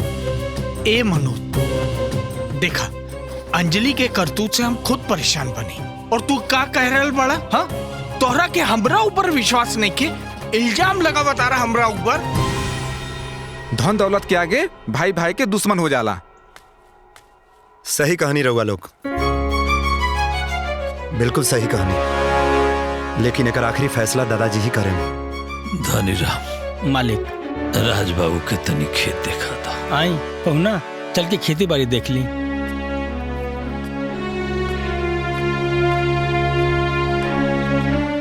अब एकर फैसला अंजलि करिए। अंजलि क्या करी बाबूजी? अंजलि तो भैया के ही बिटिया है ना। पैसा अंजलि के मिले या भैया के मिले, बात तो एक ही बा ना। हमार हिस्सा कैसे मिली? बिल्कुल सही कह रहल बानी चाचा जी। इहे से हम ई फैसला ले ले बानी कि दादाजी के सगरो संपत्ति से ई गांव में स्कूल और हॉस्पिटल के निर्माण करावल जाए, जेकरा से सगरो के कल्याण हुई। राज बाबू जी चाचा, जितना ये सब खेत लौकत बा, ये सब ईश्वर मालिक कहा और वो सागौन और आम का बाग है ना, वो सब ईश्वर मालिका का है, वहाँ से लेके दीवार तक। हाउ देखा विनोद बाबू के दामाद खेतवैया करे लागल। घर जमाई तो हइये हवन, खेतियो बाड़ी कर तरन का। हाँ सुनले बानी कि अंजलि बबुनी के विनोद बाबू के दामाद से पहले ही से चक्कर रहे। हाँ तो इस शहर में चलेला। जान तनी काका, ये सब खेत बाड़ी ही हमनी के भारत देश के शान है। पूरा दुनिया में एगो भारत ही ऐसा देश बा जहाँ कोनो देश से अनाज ना खरीदल जाला। हमनी के खुद आपन अनाज यहाँ पैदा करेनी, यही से ही देश के किसानन के देश कहल जाला। ये तो है राज बाबू, विज्ञान कितनो तरक्की कैले, बगैर खेती बाड़ी के कौनो देश आगे ना बढ़ सकाला। और शहरी लोग के लगेला कि हमनी के किसान है और बड़ा परेशान है, हमनी के मेहनत से रोटी मिलेला और हम ही हिंदुस्तान है। एकदम सही कहानी। वाह चाचा जी, वैसे बातचीत ही चलत रही कि खाना खाए के भी विचार बा। अरे खाना काहे ले आइलू हो? हम तो घर ही आवत रहनी खाए। हम रउआ खातिर ना, हम तो चाचा जी खातिर खाना लेके आइल बानी। का जरूरत रहले बिटिया? खाना खैला बहुते जरूरी बा चाचा, तब तो इतना मेहनत हुई। यही सब की वजह से मालिक इतना परेशान रहे ना। और तू जोन फैसला कैले बाड़ू, वो एगो लड़की खातिर ये मिसाल बा। हमरा के अकेला के कैला से ना ई कुल संभव ना रहे चाचा जी। उते राज के साथ से सब कुछ संभव हो गइल बा। अंजलि, हम तो हर सिर्फ साथ देले बानी, लेकिन तोहरा जैसन सोच के हर इंसान हो जाए ना तो कोनो माई बाप औलाद ला बोझ ना बनी। हर माँ बाप अपन जीवन खुशहाली से बिताई। ठीक बा बचवा, तू लोग घरे जा, हमके बहुत काम बा। और तू खाना लेके आलू बिटिया, तो हमके भगवान खुश रखे, खूब बढ़िया तू लोग निरोग रहा। हमके बहुत काम बा, हम खा ले, तू लोग घरे जा। ठीक बा चाचा जी। चला घरे चला। ए जी सुनी ना, मौसम कितना सुहाना बाना। चली हम रवा के गंगा जी घुमा के ले आवतानी। हाँ चली। बहुत तेज बनतिया वो अंजलि, जौन एक तीर से दू शिकार कैल चाहतिया। अरे हम तो कहतानी कि वो सफल भी हो जाई। अरे हुआ ना, बैठ के अपन भैया के मुंह देखत रहब। हम कहतानी कि उहे दोनों जना के चाल ह। बस ये अंजलि के ना खाली अपन मोहरा बनीले बा लोग। रउआ ना कुछ करी अपन प्रॉपर्टी में हिस्सा खाती, ना तो जब बैठ के नौकरी भी जाई, अब प्रॉपर्टी में अपन हिस्सा भी। कहत रहल बानी का लड़ाई करी? लड़ाई? अरे रउआ सोशल मीडिया न्यूज़पेपर ना देखे नी का? लोग प्रॉपर्टी खातिर बड़ा बड़ा मर्डर कर देवेला। रउआ से तो खाली लड़ाई के बात करतनी, हम तो कहतनी कि बुढ़वा के लकवा मार दो बस। ये कुल का कह रहल बाड़ू तू? ये सुन ली तो? सुन ली, हम डराई लगा केहू से। चाचा जी, चाची जी आ जाई ना, खाना लाग गइल बा। सुन ला। चली। हाँ खाई ना। आई बैठी।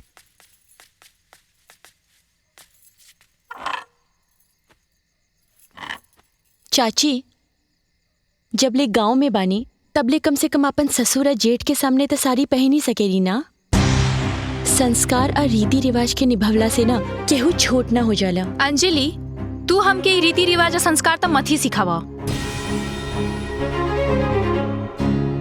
तू जौने तरीका से हम सबके नीचा दिखा के अपना मर्जी से शादी कैले बड़ू, ई कौन सा संस्कार में आवेला?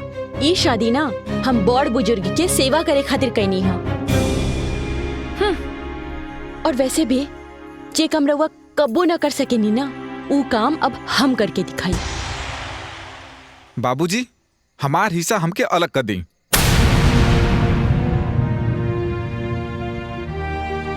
फिर चाहे जैसे चाहे वैसे करी। कैसन हिस्सा?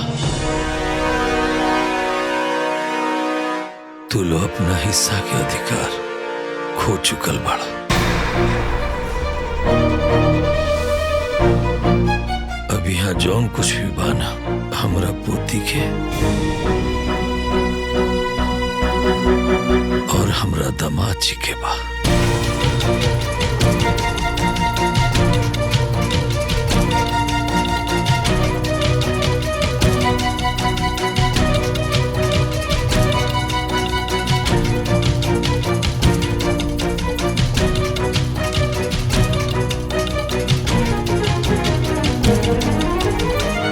ए जी, आज का जानी काहे सवेरे से बबुआ के बड़ा याद आवता।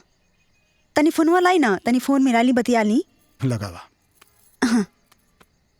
हम हूँ यह सोचत रहनी है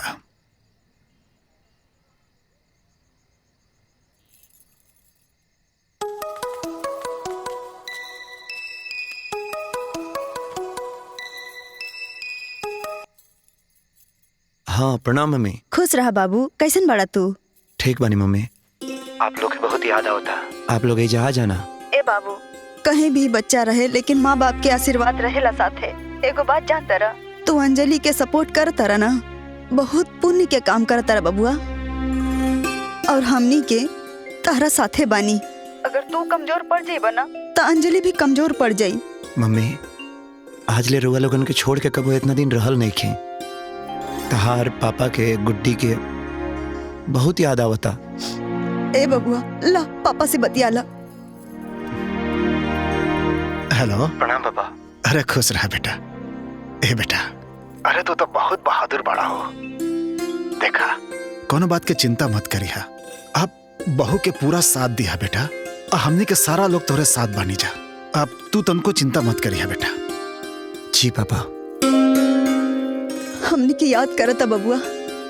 अरे जब हमनी को ओकरा इतना याद करता नहीं तब वो तो याद करते ना होई। राज, तू हमार निजी स्वार्थ के खातिर अपन माँ पापा से दूर हो गईला ना। हम तोहरा साथे बहुते अन्याय कैले बानी। हाँ। अरे ना अंजलि, अपना के छोड़े के दर्द का होला ये आज हमके पता चलल। दादाजी इतना साल अकेले कैसे रहल होके हम ना, इस सोच के ही अंदर से बहुत घबराहट फील होता। लेकिन अंजलि, सच में तू अपना ये मिशन में जोड़ के बड़ा एहसान कैलू। Thank you. हमरो जिंदगी तोहरा कुछ कामे आई। हम तोहरा साथे बानी और हमेशा तोहरा साथे रहम। थैंक यू राज। का मनोज, तोरा के हिस्सा चाहिए। एगो बात बतावा, बाबूजी तोरा के पढ़ा लिखा के इतना होनहार बनवलन ई दिन देखे खातिर। हाँ? अरे आजले बाबूजी खातिर तू का कइले बड़ा?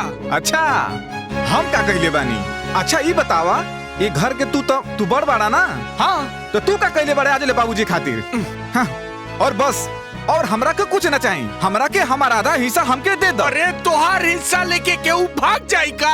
हमरा के तोहरा पे कोनो भरोसा नहीं के। हमरा पे भरोसा नहीं के? ना, तोहरा पे कोनो भरोसा नहीं। जेठ जी, रहुआ अपना बेटी के आगे करके जन खेल खेलता नहीं, रहुआ का लगता? हमनी के समझ में नहीं क्या आवत, सब समझ में आवता। बुर्बक नहीं कीजा हमनी के। ए तू हमसे बात मत करो ऊंची आवाज में। ए छोटकी, हटप जी।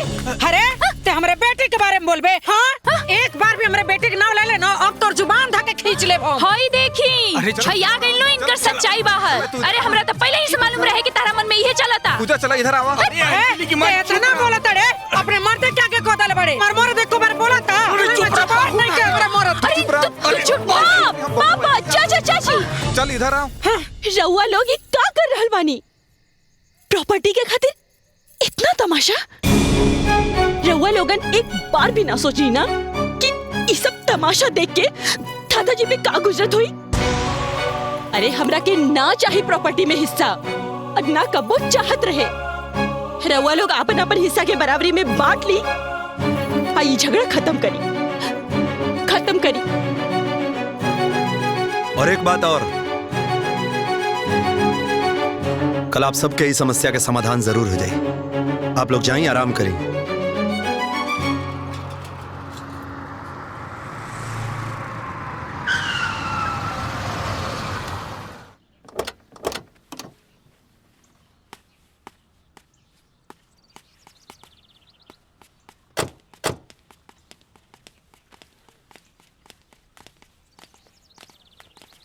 प्रणाम। प्रणाम। प्रणाम पापा। गोड़ लगतानी पापा जी। खुश रहा बहू।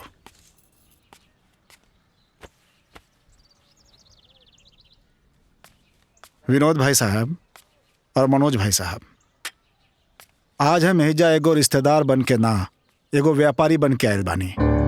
यही से अपना साथे हम अपन वकील के भी लायल बानी, जे कागज पत्तर दुरुस्त कर दी। साथ में अपना मैनेजर के भी लायल बानी, जे पेमेंट वगैरह तुरंत कर दी। ते बताई रहो वालो, का कीमत अगले बानी अपन प्रॉपर्टी के? बाबूजी के सब पता होई कि कितना प्रॉपर्टी कहाँ बा? हाँ, ई सब खेत बाड़ी आ ई जौन कारोबार बा, ई सब के बारे में तो बाबूजी के ही पता बा। हमरा कुछ मालूम नहीं के। चलिए ठीक बा, मैनेजर साहब हमारी सारा प्रॉपर्टी की कीमत निकल ले बाड़न। मैनेजर साहब बताई तो। ठीक सर। सर सगरो प्रॉपर्टी मिला के कुल 5 करोड़ के संपत्ति बा। देखी, बाप के जिंदा रहते अगर कोनो प्रॉपर्टी के बंटवारा होखेला आ कोई ओकरा साथे ना रहे तो एक हिस्सा ओकर बाप के भी होखेला। ए हिसाब से ए प्रॉपर्टी के 3 हिस्सा होखे के चाहिए।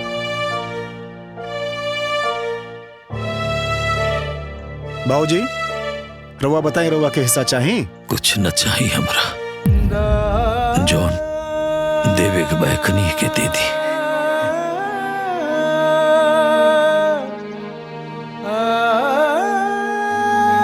चलिए ठीक बा। मैनेजर साहब जी, ये दोनों भाई के नाम से 5 करोड़ के आधा 2.5 करोड़ ये लोग के अकाउंट में ट्रांसफर कर दी। ठीक बा। रउआ लोग अपन अपन अकाउंट नंबर दे दी, हम भेज देता नहीं। अपना मोबाइल नंबर बताई, हम व्हाट्सएप कर देता नहीं। अब हमनी के शहर जाए के आज्ञा दी। ठीक बा, प्रणाम। प्रणाम। चलो।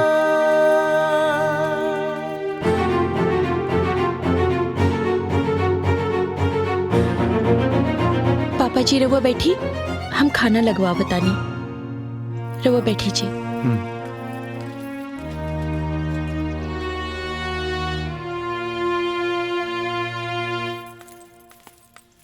अंजलि, हाँ बेटा जल्दी से तैयार हो जा, चलो अपने घरे पटना चले के बा। रउआ लोगन के शायद हमार शर्त याद नहीं खे, और उस शर्त के अनुसार हम आप इहे घर में रहब, काहे कि अब से इहे हमार नैहर बा और ससुराल भी, और हम इहे रह के नैहर और ससुराल दोनों के फर्ज निभाइब, और साथ ही साथ दादाजी के सेवा भी करब। मतलब तब तो राज भी रही है। हाँ चले। चला।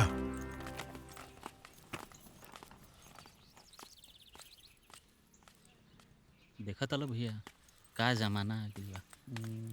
बाप के अकेले छोड़ के आ दोनों लइका पैसा बांट के शहर निकलत।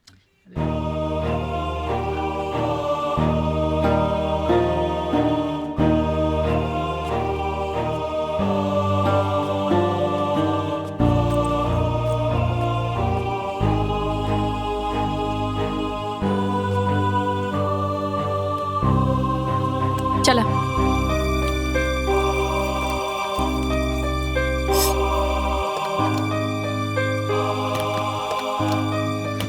बाबूजी, देखिए रहुआ चिंता जिन करी। अरे एगो रिश्ता टूटल बा तो एगो बनलो तो बा। हमार राज बेटा और अंजलि बेटी तो है ना, वो रहुआ के एकदम बहुत ख्याल रखी लोग। दादाजी, हम तो आपकी छड़ी बनी ना। हम और राज हमेशा आपके साथे रहब। अब घर चली। पापा जी रवो चले, खाना लाग गइल बा।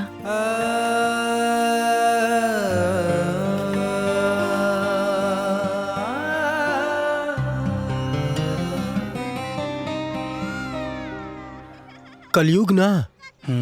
अरे घोर कलयुग आ गइल बा। देखो इनकर लइका सारा प्रॉपर्टी संपत्ति बांट के और शहर में चल गई, और इनकरा के यहाँ अकेले छोड़ देले। हाँ, धन्य बिया उ बिटिया। बिटिया इनके खातिर जान देती है। हाँ? ऐसन बेटी ऐसन दमाद। हाँ, सबके सौभाग्य से मिलेला।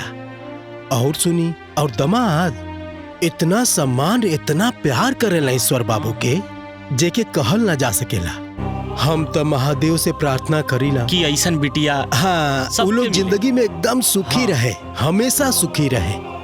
और तो और अपन पैसा देके दादाजी के पूरा संपत्ति खरीद लेहलस, दूसरा से बीके से बचा लेहलस।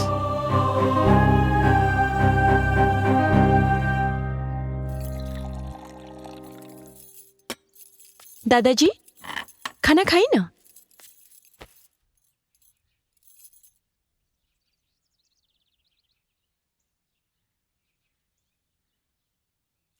नहीं खे बेटा। प्लीज दादाजी एक रोटी तो खा ली।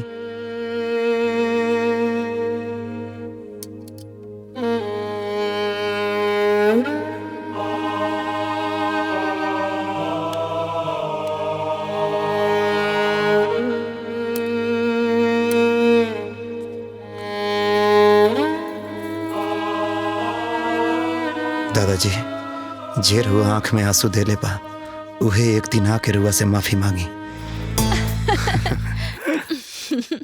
दादाजी रुआ हमरा के अपन बेटा नियन ही समझी, हम रुआ के कब्बो छोड़ के ना जाए। हाँ दादाजी, पहले तो रउआ हमनी साथे घर ही चली, यहाँ अब हम दोनों मिलके राउर सेवा करब। रउआ एकदम चिंता मत करी और चल के खाना खा ली। छड़ी लिया वो। चली। ना ना ना ना ना, अब रउआ के छड़ी के का जरूरत बा? काहे से कि राउर छड़ी ते हम बानी। चली। पूजा आज हम बहुत खुश बानी, कहा कि गांव के प्रॉपर्टी के पूरा पैसा मिल गई। अब गांव जाके झंझट भी खत्म हो गई। देखा ये कुल हमरे दिमाग के कमाल है ना, तब पूरा प्रॉपर्टी तो हमनी के हाथ से गईले रहे। अरे हाँ भाई, हम तो तोहरे दिमाग से चले नहीं। अच्छा ये बतावा, ये पैसा के आप का कइल जाई? अगर हमरा दिमाग से चलबा तो ये सारा पैसा ना 1 महीना में डबल हो जाई। डबल? वो कैसे? थोड़ा इंतजार करा, अब भी कोई आवे वाला बा। अरे मनोज भाई, सलाम वालेकुम। अब्दुल भाई, बैठा बैठा बैठा।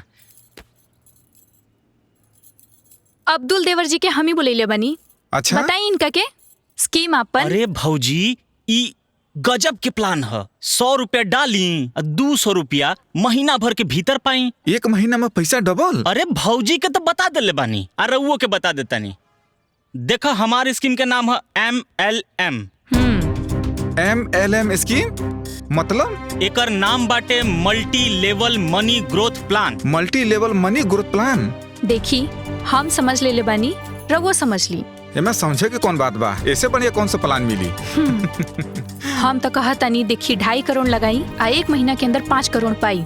हाँ हम तो कहा तनी कि भैया के भी बता दिया जा, वो फंड लगा दिया। एकदम बुड़बक के हवा का, ये सब केहू के बतावल जाला, केहू के बतावे की जरूरत नहीं है। तो ठीक बा। अब्दुल भाई बतावा कितना लगावे के बा? कितना लगावल चाहता रह? लगभग 2.5 करोड़। तो 2.5 करोड़ लगावो आ 1 महीना के भीतर 5 करोड़ पावा। ठीक बा, तो हम 2.5 करोड़ देते नहीं, तू जल्दी से ओकरा के 5 करोड़ बना दे। अरे रे रे रे रे, एम्मा देरी ना, जल्दी से कराई, जल्दी पाई। हैं? ठीक बा अब्दुल भैया, हम तोहरा के पूरा पैसा ट्रांसफर करवा देता नहीं। हाँ कराई कराई कराई जल्दी करा। ठीक बा। ए जी का सोच रहल बानी? ये है कि पता ना अंजलि गांव में कवन हालत में हुई। साँच कहतनी जी, जौन हमर बिटिया रानी ना कबो किचन के मुंह ना देखली, वो एजा गाँव में सुबह शाम खाना बनावतिया, कपड़ा लत्ता धोवतिया, झाड़ू पोछा करतिया, पता नहीं कैसे करती हुई। जेकर खातिर बंटवारा भइल और एजा हम जिंदगी भर से कमा रहल बानी, अब उहे साथ नहीं खे, तब का करब? अब ई कमाई के, ई धन दौलत के, ई रुपया पैसा के। रौरे चिंता जन करी, जान तनी हमरा का लागता। हमरा ई लागता ना कहीं ससुर जी ओकरा के जादू टोना कुछ करा के ओकर बुधिया हर त नहीं ले बानी। पता ना भगवान हमके कवन पाप के सजा दे रहल बाड़े। तूहू प्रसाद लेला और उन्हों के दे दे। ठीक बा। और सुना, काल हम कुंडली और दिन तारीख देख के तू लोगन के सब बता दे। ठीक बा। हाँ? कि कब तिलक के डेट रही और कब शादी के। ठीक बा ना? हाँ काल बता दे तोहरा लोग के। ठीक बा। हाँ एकदम चिंता मत करो। दादाजी रुआ के कहाँ कहाँ हम ना खोजनी, चली घर है, बहुत रात हो गई बा। जाइले तो तनी मन के शांति मिल जाला। वो ठीक बा दादाजी, लेकिन अंजलि घरे परेशान होता रही, चली। अच्छा चलता। हाँ हाँ जाई रहुआ। कितना मान सम्मान करेनी ईश्वर बाबू के दामाद। दामाद केतनो प्यार दुलार कर ले, बेटा ना हो सकेला, आपन अपने होखेला। सुना, एक बात तू लोग अपने दिमाग से निकाल दो कि आपन अपने होला, लेकिन राज बेटवा तो अपना बेटा से भी ज्यादा देखभाल करेलन। ऊ ईश्वर बाबू खातिर जिंदगी दे रहल बा। और धन बाऊ अंजलि बिटिया जे अपन घर के बसावे खातिर दिन रात मेहनत करत तारी। तहनी के का समझाई वो दोनों लोग ईश्वर बाबू खातिर का करत बा। चल बेटा। अंजलि, ए अंजलि, अंजलि। हाँ दादाजी, दादाजी रवा कहाँ चल गई रहनी हो? यही जा मंदिर पर रहनी है। दादाजी अब रवा के ना चिंता करे के कौनो जरूरत नहीं खे। अब मंदिर में जाके बैठे के का जरूरत रहे? बेटा घर परिवार के माया नहीं खिंचात।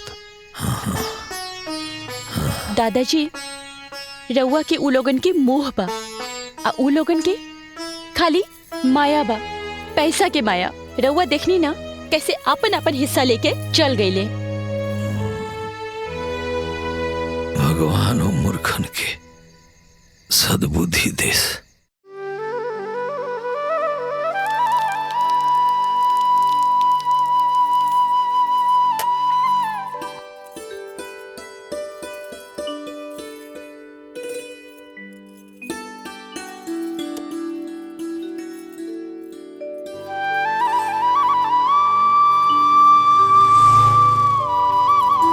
दादाजी, दादाजी, दादाजी, दादाजी। अंजलि, हाँ का भइल? देखी ना दादाजी तो कहीं नहीं खिलौकत। मंदिर पर गइल होके हम। मंदिर पर, लेकिन दादाजी हमार आरती लिए बिना तो कहीं ना जालन। कब कहाँ गइल होके हम? हमरा के नहीं पता। चली दादाजी के का भइल? दादाजी? दादाजी? अरे दादाजी के तो बहुत तेज बुखार बा। का? मनोज, विनोद, मनोज, हे विनोद, मनोज, हे विनोद, कहाँ बड़े बाबू? विनोद,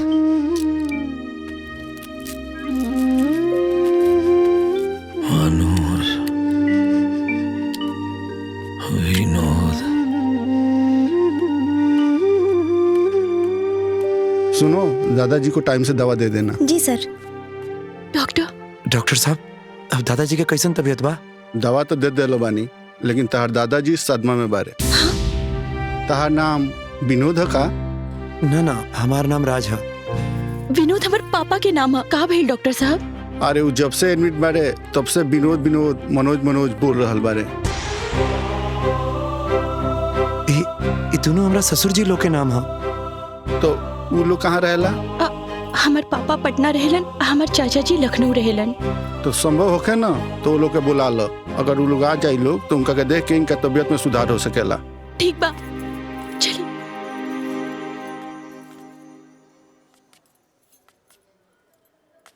मनोज,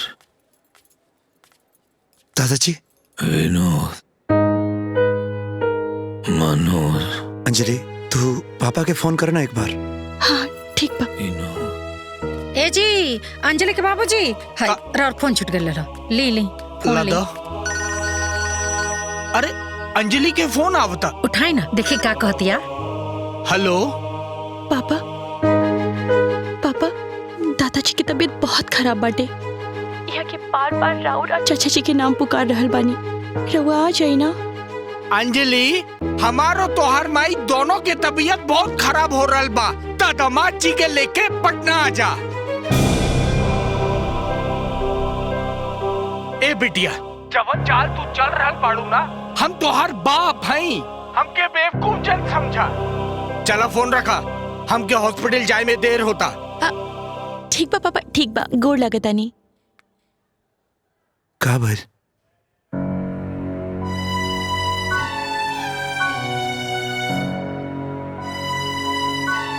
चाचा जी के फोन लगावा। हाँ।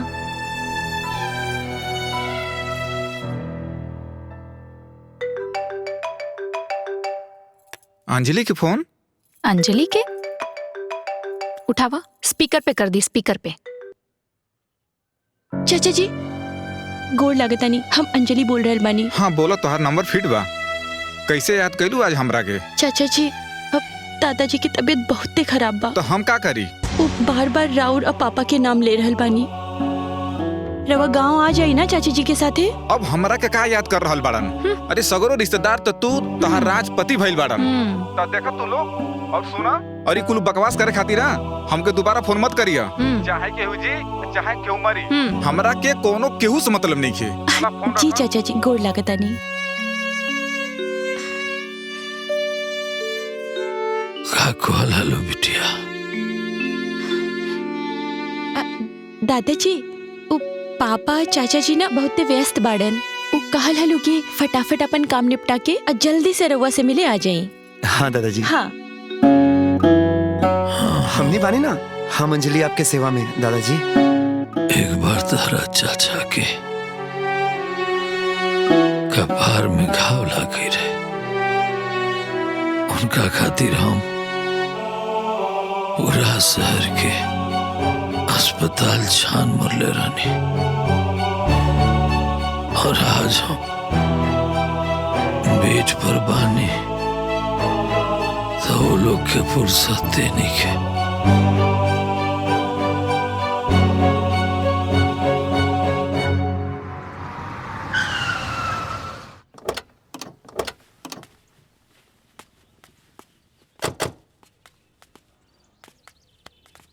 अरे के हुआ तुम और हेजा कैसे चली अइलो? अरे मरीज के इलाज हॉस्पिटल में होला, हेजा ना ये घर हो। चलो जा जा यहाँ से। हम लोग सरकारी स्वास्थ्य मंत्रालय से आए हैं। डॉक्टर विनोद शर्मा का घर यही है?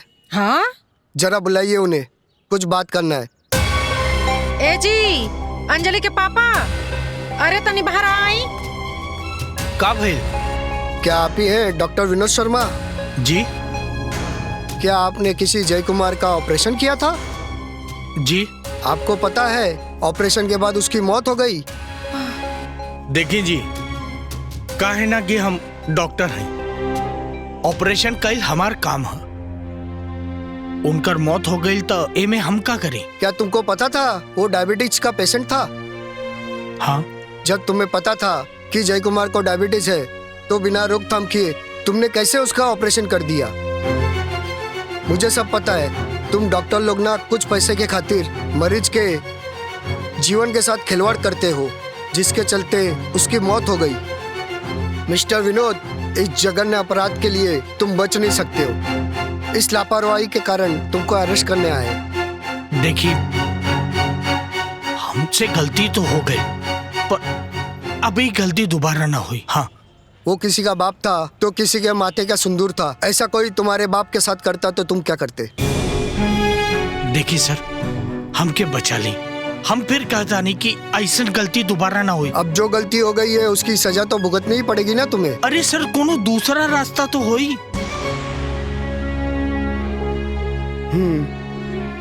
एक रास्ता है। का? जय कुमार तो मर गया, लेकिन वो अपने पीछे लाचार पत्नी और अपने बच्चे को छोड़ गया है। तुम उसे वापस तो नहीं ला सकते हो, लेकिन कुछ आर्थिक सहायता करके इस घोर पाप से बच सकते हो। तो बोली ना, हम क्या करें सर? ये लो जय कुमार के परिवार का अकाउंट नंबर। इसमें 2.5 करोड़ रुपया ट्रांसफर करके जेल जाने और बदनाम होने से बच जाओगे तुम। मैं सरकार से गुजारिश करूंगा कि तुम जेल ना जा सको। ठीक सर। ठीक है, चलते हैं।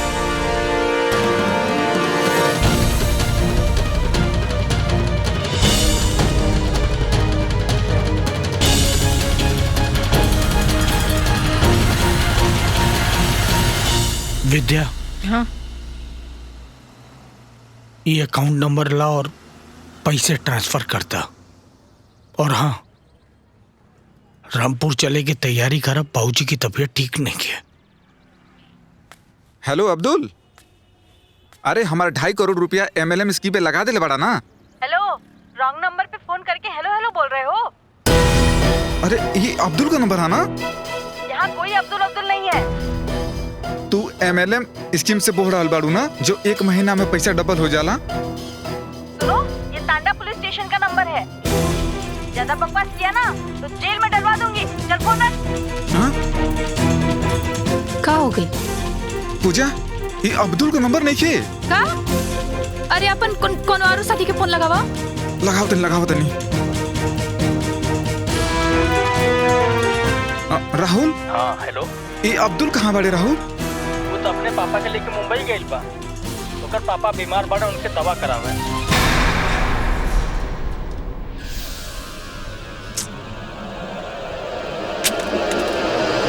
अरे अरे अरे अरे का हो गई? पूजा, ये अब्दुल अपना बाप के बचावे खातिर हमारा संगे कितना बड़ा फ्रॉड कैलास, और हम अपना बाप खातिर का गई नहीं। पूजा, रामपुर चले के तैयारी करब। पूजा दादाजी उठी, कुछ खा ली।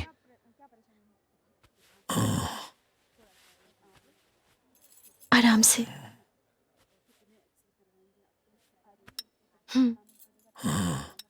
आप तबीयत कैसन लग रहा बा दादाजी?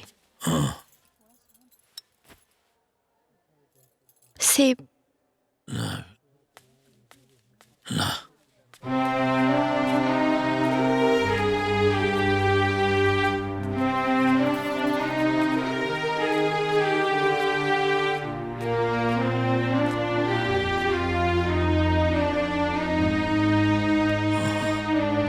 बाबूजी, हमनी के गलती माफी के लायक तो नहीं थे, लेकिन हमनी के माफ कर दी। देखी, मनोज भी आयल बड़े। बाबूजी, हमके माफ कर दे बाबूजी। हम रउआ संगे बहुत बड़ा पाप कैले बानी। बहु लोग कहाँ बा? हाँ, अंजलि मम्मी और चाची के लेके आवा। जी। आराम से।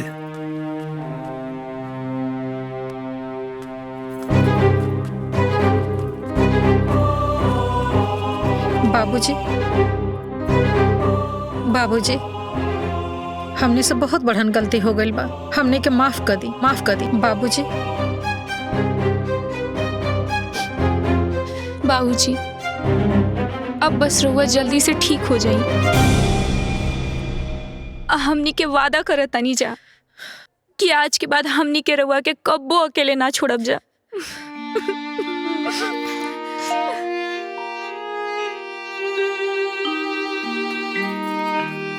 दादाजी, आपके इंजेक्शन की टाइम हो गई बा, लगवा ली।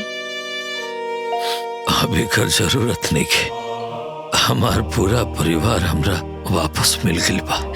अब हम ठीक हो गइल बानी। ले जा। ठीक बा। दादाजी। बाबूजी, हमार बिटिया हमके जिंदगी के असली पाठ पढ़ा दिलस। और आज तू अंजलि के साथ देख के बहुत बड़ा उपकार कैले बड़ा हमनी पे। लड़का बहुत सेवा के लिए बड़स। अब हम ठीक हो गए बानी। हमरा के घरे ले चलो। चले बाबूजी। जी चले। चलिए। आई संभाल के। चलिए बाबूजी, चलिए।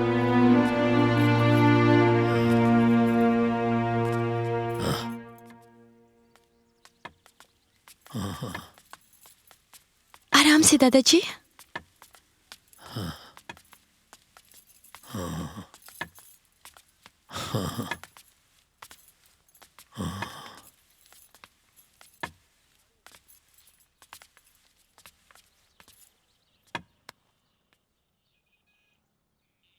देखो तारू, आज तार पूरा परिवार एक हो गए। आज हम बहुत खुश बानी। खुशी खुशी तहरा लगे आ जाए। बाबूजी ऐसा ना कहीं, अब हम रउआ के कब्बो अकेला ना छोड़ब। हाँ जी बाबूजी, हमने के सब जने मिल के ना राउर बहुते सेवा करब जा। रउरा जब मन करी हमने के संगे पटना रही, रउरा जब मन करे छोटकी के संगे लखनऊ में रही। हाँ बाबूजी, आ छुट्टी में भी ना हमनी के रउआ संगे आके गाँवे रहब जा। हाँ बाबूजी, अब रउआ के बहुत सेवा हुई। एक मिनट, मम्मी पापा चाचा जी चाची जी, अभी रउआ लोगन खातिर एगो सरप्राइज तो बाकी बा। हाँ? और उ सरप्राइज अभी बाहर आ रहल बा।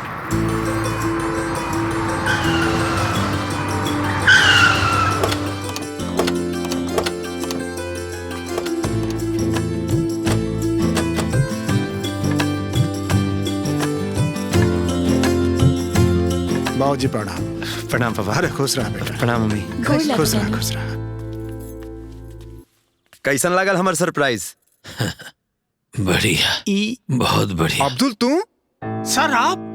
हाँ, हम कोई स्वास्थ्य मंत्रालय के अधिकारी नहीं थी। ये तो हम वासुदेव चाचा के साथी है। ये सब प्लान राज के रहे, तू सब लोगन के सबक सिखावे खातिर। और वो हमार पैसा? अरे पापा रे, सारा पैसा गांव में यही जाने को अस्पताल बनावे में लागी। अच्छा। अरे अब्दुल तू तो मुंबई चल के रहा ना? अरे काहे के मुंबई? अरे MLM ऊ कंपनी झूठा रहल। और हमार पैसा? राउर पैसा वही हॉस्पिटल के सारा इक्विपमेंट्स खरीदे खातिर भेजा गइल बा। अरे वाह, ये तो बहुत बढ़िया बात बा। अब हमनी के मिलजुल के एक साथे रहल जाई और हम भैया जी मिल के एक साथे काम कइल जाई। का भैया? हाँ। हमार बिटिया आज इतना बढ़न हो गई बिया कि आज अपने दादा के छड़ी बन गई और अपने प्यार और पुनीत संस्कार से हमने के शिक्षा भी दे दहलत। हाँ बाबूजी, अंजलि हम सबके सिखा दिली कि बड़ के सेवा कइला में ही हम सबके भलाई बा। आज हमारा अंजलि बिटिया हमरा उजड़ल परिवार के बसा देली। मम्मी पापा चाचा चाची, अगर भूल से भी हमरा से कोनो गलती भइल होखे तो हमरा के अपन छोटी बेटी समझ के माफ कर दिया। अब हम अपन ससुराल में जाके अपन जिंदगी के शुरुआत करब। हमनी के साथ ही न रहबू बिटिया? दादाजी, ई तो हमार घर बाही, लेकिन अब राउर पोती अपन ससुराल जाके एगो बहू होखे के फर्ज निभाई। बाबूजी, अरे राउर लक्ष्मी तो राउर घर सजा देलस, अब हमरो घर सजावे के आदेश करी। आप विदाई कर दी हमरा बहू के।